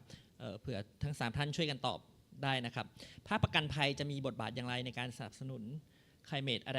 adaptation finance นะครับนั่นคือข้อหนึ่งนะครับข้อหนึ่งคือโครงการประเภทแบบ nature positive นะครับเช่น NBS เนี่ยใช้เวลานานเนาะกว่าจะทำอะไรมันเสร็จแต่รู้ว่ามันยั่งยืนก็จริงแต่ถามว่าหลักคิดเรื่องนี้เวลาทำดีเบตไอโครงการที่บางคนบอกว่าอยากได้ quick win เนี่ยกับไอโจทย์แบบเนี้ยทำยังไงดีครับว่าทำ nature positive มันต้องใช้เวลานะอะไรประมาณนี้นะครับทำยังไงดีครับเป็นโจทย์ที่จริงอาจจะต่อจากตัวอย่างตัวอย่างเครือข่าย 30x30 เนาะคือผมว่าสุดท้ายแล้วเนี่ยการปรับตัวหลายๆรูปแบบเนี่ยมันก็จะต้องลงไปในระดับพื้นที่นะครับ area based conservation อะไรนี่แหละแล้วก็ที่จริงอย่างในประเทศไทยเองเนี่ยก็จะมีกลุ่มมีเอกชนมีอะไรที่ความจริงเขาก็ลุกขึ้นมาทำอยู่แล้วนะครับแนวความคิดเรื่อง OECM หรือว่าส่งเสริมมาตรการอนุรักษ์ความหลากหลายทางชีวภาพนอกเขตพื้นที่คุ้มครองเนี่ยความจริงก็คือพยายามที่จะไป recognize ของกลุ่มคนที่ทำอยู่แล้วแต่ผมคิดว่าตอนนี้ barrier สำคัญในการที่จะทำให้มัน mainstream เนี่ยก็คือเรื่องเงินลงทุนนี่แหละเรื่อง finance นี่แหละที่มันจะไปไม่รู้จะ unlock ยังไงซึ่งความจริงเราก็มองเหมือนกันว่าอยากที่จะ tag along เนาะที่ทำให้มันเห็นว่าเรื่องของเป้าหมาย climate กับ nature มันต้องไปด้วยกันนะครับแล้วก็จริงๆ nature มันก็เป็นตัวช่วยสำคัญในเรื่องของการแก้ปัญหาเรื่องของการปรับตัวด้วยแล้วตัวอย่างของหน่วยงานอย่างในเครือข่าย 30x30 เองเนี่ยผมคิดว่าหลายๆพื้นที่เนี่ยก็ demonstrate แล้วนะว่ามันทำให้ชุมชนเนี่ยมัน resilient ขึ้นนะครับเนื่องจากว่าเขามีพยายามที่จะฟื้นฟูระบบนิเวศมันอยู่ใกล้ตัวเขานะครับมันก็ทำให้เขาเนี่ยค่อนข้าง resilient มากกว่าแต่คราวนี้เรื่องของเงินลงทุนในเรื่องของการจัดการระยะยาวเองเนี่ยมันก็เป็นสิ่งที่ยังขาดอยู่นะครับคราวนี้จะเป็น Carbon Credit Plus หรือจะเป็น Velocity Credit หรืออะไรก็ตามเนี่ยซึ่งผมคิดว่าตัว Carbon Credit Plus เนี่ยก็อาจจะเป็นตัวที่อาจจะง่ายกว่าตอนนี้คอนเซปต์มันไปแล้วเนาะคนภาคfinance ภาค private เนี่ยก็เก็ตแล้วนะครับทำยังไงที่จะไป plus ในเรื่องของ co-benefit ต่างๆซึ่งมันจะกลายเป็นในเรื่องของ mitigation plus adaptation ไปได้ด้วยนะครับตรงนี้ถ้าเกิดว่าช่วยกันออกแบบเนาะโยนตอนในห้องก็มีคนเก่งๆอยู่เยอะอะไรเงี้ยอาจจะได้มีคำตอบให้เราได้ ครับผมคำถามอยากจะเติมอะไรก่อนไหมครับ ได้ครับ เชิญครับ มี คุณ เติมนิดนึง ครับ ครับก็2เรื่องทำไมถึงบอกว่า nature based solution มันใช้เวลานานกว่าเนาะแต่จริง ๆ แล้วมันนานเพราะเราไม่รู้ว่าเราจะวัดอะไรมันด้วย ในมุมหนึ่งถ้าเราบอกว่าเราสร้างกำแพงป้องกันน้ำท่วมเนี่ยมันก็ single purpose อะกันไม่ให้มันท่วม แต่จริงๆแล้ว nature based solution ที่เราดูคือเราวัดนิเวศบริการของมันอะคือสมมุติว่าคุณอยากจะป้องกันน้ำท่วมคุณไปโซนพื้นที่wetland ที่อยู่ตามริมแม่น้ำมีพื้นที่ป้องกันไว้เนี่ยมันก็จะมีนิเวศบริการของมันว่าจะเป็นแหล่งที่อยู่อาศัยของสัตว์ในการเป็นพื้นที่รับน้ำก่อนที่จะไหลลงมา ตรงนี้ประเทศไทยเราไม่มีคนวัดหรือวัดก็น้อยมาก แล้วมันจริงๆมันเอามาวัดในเชิงของ cost benefit ได้ว่าสมมติคุณลงทุนซื้อเวทแลนด์พวกนี้ไว้เพื่อป้องกันไม่ให้น้ำไหลลงมาในเมืองเนี่ยมันคอสการลงทุนและ benefit มันคือเท่าไหร่แล้ว benefit มันคือ ecosystem service ที่เราได้แหละ flood protection เป็นพื้นที่นันทนาการเป็นพื้นที่อยู่อาศัยของสัตว์พื้นที่ความหลากหลายพวกนี้มันไม่ได้ถูกเอามาเป็นการประเมินแบบในตัวเงินน่ะมันเลยยากเพราะฉะนั้นมันก็เลยเป็นประเด็นเรื่อง ecosystem service ส่วนเรื่องภาคประกันภัยจริงๆแล้วมันก็จะมีเรื่องของผมไม่รู้ว่าจะเรียกยังไงเพราะประเทศไทยผมไม่เคยเห็นเรื่องเขาเรียกพวก flood insurance เนาะอย่างในต่างประเทศเนี่ยมันก็จะมีเรื่องของพื้นที่ที่อยู่ใน flood zone อย่างเงี้ยเขาจะมีรูปแบบการประกันภัยที่แบบหนึ่งอะไรเงี้ยซึ่งผมอาจจะไม่ได้เชี่ยวชาญเรื่องนั้นแต่ผมมองว่าเนี่ยมันคือสิ่งที่มันก็ช่วยได้ในมุมหนึ่งคือถ้าเรารู้ว่าคนที่จะลงทุนจะไปลงทุนในพื้นที่ที่เสี่ยงอะเราก็สามารถช่วยในการป้องกันกันได้ว่าพื้นที่นี้มันไม่ได้มี benefit แบบนี้นะคุณไปอยู่ก็ยากตัวอย่างผมคือผมไปทำงานที่จังหวัดเชียงรายอย่างเงี้ยก่อนหน้าที่จะเกิดน้ำท่วมปี67ก็มีโครงการบ้านจัดสรรหนึ่งจะเกิดขึ้นในพื้นที่ที่ผมเรียกว่ามันเป็นฝัดเพลนของแม่น้ำอ่ะผมก็เตือนใครหลายๆคนก็มองว่ามันต้องเป็นอำนาจของหน่วยงานรัฐในการอนุมัติ แต่ผมบอกว่ามันอยู่ในพื้นที่ที่มันไม่ควรจะอยู่อ่ะแล้วพอน้ำท่วมเกิดมาจริงก็กลายเป็นว่าเกิดความเสียหายคนที่อยู่ในพื้นที่ได้รับผลกระทบอะไรเงี้ยแต่เราไปทำอะไรไม่ได้ละมันสร้างมันลงทุนไปแล้วมีโครงการหนึ่งก็กำลังสร้างถมดินเรียบร้อยพอเกิดน้ำท่วมปุ๊บทิ้งร้างเลยไม่สร้างต่ออะไรอย่างเงี้ยครับมันเป็นวิธีการลงทุนในการป้องกันก่อนจะเกิดภัยได้ถ้าเรามีข้อมูลในเรื่องของความเสี่ยงเราเห็นเรื่องของพวกนี้เกิดขึ้นมาในหลังประเทศเขาจะมีฟลัดโซนอยู่แล้วว่าอะไรที่เข้าไปลงทุนในฟลัดโซนมันจะต้องผ่านอะไรบ้างเงี้ยครับก็อาจจะเป็นวิธีที่คิดได้นะครับสำหรับ2ข้อนี้ขอบคุณครับครับขอบคุณครับคำถามปิดท้ายวงนะครับเดี๋ยวจะชวนให้ทุกท่านตอบนะครับฝากทีมงานเปิดแชงกี้สไลด์ที่คุณธนิดาภูมิใจนะครับ ชอบเนื่องจากอย่างที่บอกไปนะครับว่าตอนเมื่อเช้าเนี่ยตอนเราคุยเรื่อง mitigation เนี่ยผมเลยโยนคำถามปิดวงว่าแบบดูแอนดนว่าแบบแต่ละท่านเนี่ยเห็นยังไงบ้างแต่ว่ารอบบ่ายเนี่ยผมอยากจะชวนให้ทุกท่านดูแชงกี้ชาร์ตอันนี้เนี่ยปีหน้าอย่างที่บอกนะครับพี่ยุ้ยบอกว่าพี่ยุ้ยจะจัดงานนี้อีกนะครับเดือนกรกฎาคมเหมือนเดิมนะครับเพราะจะจัดเวลานี้ทุกปีเพราะว่าเดือนกรกฎาคมนี้ก็เป็นเดือนที่ CFNT ก่อตั้งพอดีนะครับแล้วก็ทุกปีเนี่ยก็จะพยายามจะมีแฟลกชิพโปรเจกต์นะครับแล้วก็อันนี้ถือว่าเป็นแฟลกชิพโปรเจกต์อันหนึ่งของ CFNT คือการทำ tracker ผมเลยอยากถามวิทยากรทั้ง3ท่านนะครับเห็นตัว adaptation นี้เนี่ยปีหน้าเนี่ยเราอยากเห็นอะไรเป็นพิเศษมันเปลี่ยนไปยังไงช่องไหนที่อยากจะให้เพิ่มช่องไหนอยากเติมช่องไหนอยากหายหรือยังไงดีครับลองดูคร่าวๆเนี่ยเพราะว่าอย่างที่ปีที่แล้วเนี่ยถ้าเกิดพี่นัทน่าจะจำได้นะครับหรือเปล่า ผมจะจำได้เพราะว่าผมเพิ่งดูคลิปมาเมื่อวานนะครับ สัดส่วนของรัฐเนี่ยลงทุนในโครงสร้างพื้นฐานประมาณ 90% เลยบทบาทของเรื่องเงินเนี่ยซอฟต์ฟันเนี่ยมาจากรัฐ 90 กว่า%ปีนี้เนี่ยบทบาทของภาคธุรกิจเนี่ยก็เยอะขึ้นนะครับมันทำให้บทบาทของภาครัฐเนี่ยก็อาจจะน้อยลงกลายเป็นบทบาทของกองทุนระหว่างประเทศมาช่วยในเรื่อง adaptation มากขึ้นนะครับคราวนี้ก็เลยอยากถามทั้ง3ท่านเนี่ยปีหน้าเนี่ยถ้าเกิดเราต้องมาดูแชงกี้อันนี้อีกเนี่ยเราอยากเห็นอะไรเพื่อให้การปรับตัวของในบ้านเราเนี่ยมันดีขึ้นนะครับเชิญเลยครับค่ะก็จริงๆถ้าถามส่วนตัวก็อยากเปลี่ยนทั้งฝั่งซ้ายสุดกับฝั่งตรงปลายทางเนาะตรงปลายทางวันนี้คิดว่ากว่า 90% คุยกันไปถึงเรื่องของ hard infrastructure เราก็อยากเห็นว่าไอ้ส่วนของตัวคือไอ้การจัดการในไอ้ water sector ไม่ผิดแต่ว่าอยากจะให้มีการแบบ diversify ตัว use of fund เนี่ยไปสู่เรื่องของการทำ nature base หรือการทำอะไรพวกเนี้ยมากขึ้นนะคะ ส่วนที่ 2 คิดว่ากลุ่มหนึ่งที่มันแบบมันเบาบางมากๆในแซงกี้ชาร์ตเนี่ยคือกลุ่มที่วันนี้เราคุยกันเรื่องกลุ่มเปราะบางซึ่งกลุ่มเปราะบางในที่นี้ทั้งในด้านเปราะบางด้านเศรษฐกิจแล้วด้านสังคมเนี่ยอยากจะเห็นตรงโครงการที่ไปเซิร์ฟหรือว่าพยายามที่จะเพิ่ม resilience ให้กับคนกลุ่มเหล่านี้มากขึ้นนะคะอันนึงยกตัวอย่างเช่นแบบวันหนึ่งที่วันนี้เราไม่ได้คุยกันเลยก็คือภาคสาธารณสุขคือบ้านเราถ้าเชื่อไหมคะว่าแบบถ้าลงไปสำรวจโรงพยาบาลในประเทศไทยเนี่ยถ้าถามว่าไอปริมาณน้ำสะอาดที่สามารถโรงพยาบาลมีสำรองเอาไว้อะมีอยู่ได้กี่วันอันนี้เคยลงไปทำตอนทำตัว GCF Readiness Project อะค่ะกับSector Health เนี่ยก็จะเห็นว่าหลายโรงพยาบาลโดยเฉพาะในภาคต่างจังหวัดเนี่ยมีน้ำอยู่ได้ไม่ถึงสัปดาห์เพราะฉะนั้นนั่นแปลว่าน้ำเนี้ยมันต้องใช้ทางสำหรับดูแลเรื่องของอุปกรณ์ทางการแพทย์ทั้งยังไม่รวมถึงผู้ป่วยเลยพวกนี้อยากเห็นเม็ดเงินที่มันไปเซิร์ฟไอตัวโครงการเหล่านี้มากขึ้นไม่ใช่แค่มาจากโครงการจากระหว่างประเทศเพียงอย่างเดียวแต่ว่าถึงแม้ถ้าเรายังจะพึ่งงบประมาณรัฐอะอยากเห็นเรื่องของ health sector ที่แบบมีการทำเรื่องของความ resilient ต่อ climate ทั้งท่วมและแล้งมากขึ้นในภาคสังคมก็เช่นเดียวกันอยากเห็นคนกลุ่มเปราะบางไม่ว่าจะเป็นเด็กผู้หญิงคนแก่หรืออะไรพวกเนี้ยที่สามารถเข้าถึงเรื่องของตัวสิ่งอำนวยความสะดวกที่จะ support livelihood ของเขาได้มากขึ้นครับขอบคุณครับเชิญเลยครับคุณพักเกษมครับของผมครับก็คือเนื่องจากผมทำงานอยู่เกี่ยวกับเรื่องอนุรักษ์ธรรมชาติจะไม่พูดก็ไม่ได้เนาะแต่ผมมองว่าจริงๆแล้วอย่างในกราฟเราจะเห็นว่ากราฟลงไปที่ตัวของอีโคซิสเต็มน้อยมากเนาะแต่จริงๆแล้วน้ำก็เป็นหนึ่งในอีโคซิสเต็มทุกอย่างมันพื้นฐานมันคืออีโคซิสเต็มอ่ะทีเนี้ยผมก็ถ้าให้มองเห็นผมมองว่างบมันควรจะผ่านเรื่องของอีโคซิสเต็มไปก่อนแล้ววิ่งไปหารีซอสต่างๆนะครับถ้าเราดูแลตัวระบบนิเวศของพื้นที่ชุ่มน้ำพื้นที่ป่าพื้นที่อื่นๆดีเนี่ยมันอาจจะวิ่งไปต่อในเรื่องมันเบเนฟิตมันไปในเรื่องของเซกเตอร์ต่างๆได้ทีนี้ปัญหาคือประเทศเราเวลาเรื่องน้ำมันกลายเป็นน้ำอย่างเดียวไงมันไม่มีอีโคซิสเต็มที่เกี่ยวข้องกับน้ำมันเลยทำให้อีโคซิสเต็มมันถูกหักออกเพราะฉะนั้นผมมองว่าไอสัดส่วนของ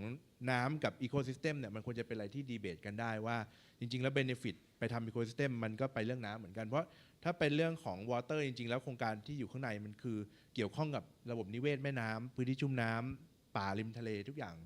เกี่ยวข้องหมดแต่ว่ามันถูกเรามองมันแยกออกจากกันนะจริงๆแล้วมันเป็นตัวเดียวกันถ้าเอาอีโคซิสเต็มตัวตั้งเนี่ยอาจจะเห็นความเป็นไปได้อื่นๆเป็นไปได้ใหม่ๆแม้ว่าจะแก้ปัญหาเรื่องน้ำก็ตามใช่ไหมครับใช่ครับอาจจะเห็นผลกระทบด้วยซ้ำว่าแบบอาจจะมีกราฟหนึ่งวิ่งลงก็ได้ว่าแบบพอวิ่งไปทำด้านนี้อีโคซิสเต็มวิ่งลงอะไรเงี้ยอาจจะเห็นมันจะทำให้คนกระตุกเห็นว่าการทำตรงนี้มันไปลดตรงนี้อย่างไรนะครับขอบคุณครับเชิญดร.เพชรเลยครับอะไรนะยังพูดไปหมดแล้วเรื่องอะไรนะ Nature Based Solution กับ Ecosystem ใช่ไหมผมอยากเห็นกราฟตัว investment ของฝั่ง corporate เนาะมาลงในเรื่องของ adaptation มากขึ้นนะครับแล้วความจริงเนี่ยหลายเซกเตอร์ที่มันเป็นความเสี่ยงแล้วมันจริงๆมันต้องปรับเนาะก็คือภาคทะเลและชายฝั่งนะครับแต่จะเห็นว่าmarine ecosystem น้อยมากเลยเนาะเรื่องของโครงการในการที่จะช่วยให้เกิดการปรับตัวแล้วความจริงตัวระบบนิเวศทะเลเนี่ยมันก็เปราะบางมากนะครับแล้วมีความเสี่ยงสูงมากจริงเนี่ยปีหน้าซูเปอร์เอลนิโญใช่ไหมก็ยังไม่รู้ว่าปะการัง จะเหลือรอดอีกสักเท่าไหร่นะครับซึ่งมันก็ส่งผลโดยตรงเลยต่อการท่องเที่ยวอะไรอย่างเงี้ยผมคิดว่าอยากเห็นการจับคู่ระหว่างการลงทุนของภาค corporate เนี่ยกับการปรับตัวในลักษณะของ area base นะครับที่อาจจะทำโดยชุมชนอาจจะทำโดยองค์กรอะไรอย่างเงี้ยผ่านเครือข่าย30 ก็ได้เนาะซึ่งจริงๆตอนนี้มีเรียกว่าพื้นที่ให้เลือกแล้วก็มีกลุ่มคนที่พยายามขับเคลื่อนอยู่แล้วด้วยอย่างเงี้ยนะครับแล้วมันอาจจะได้มองเห็นว่าปีหน้ามันเริ่มมีแนวโน้มที่ดีนะมีการลงทุนมากขึ้นแล้วก็มีเห็นว่าตัวพยายามที่จะ document nature based solution ที่มันเกิดขึ้นด้วยนะครับมันอาจจะได้เป็นตัวอย่างที่ทำให้ corporate ลงทุนมากขึ้นในด้านนี้ครับขอบคุณมากครับเป็นเวทีที่สนุกมากนะครับฟังแล้วรู้สึกตื่นตาตื่นใจแล้วก็มีหลายเรื่องจริงๆแอบฟังคำย่อเนี่ยไม่ทันแล้วก็ไม่เคยได้ยินมาก่อนนะครับเลยรู้สึกว่าฟังจากเวทีนี้ต้องกลับไปอัปเดตแพทเยอะๆเลยเรื่องความรู้เกี่ยวเรื่อง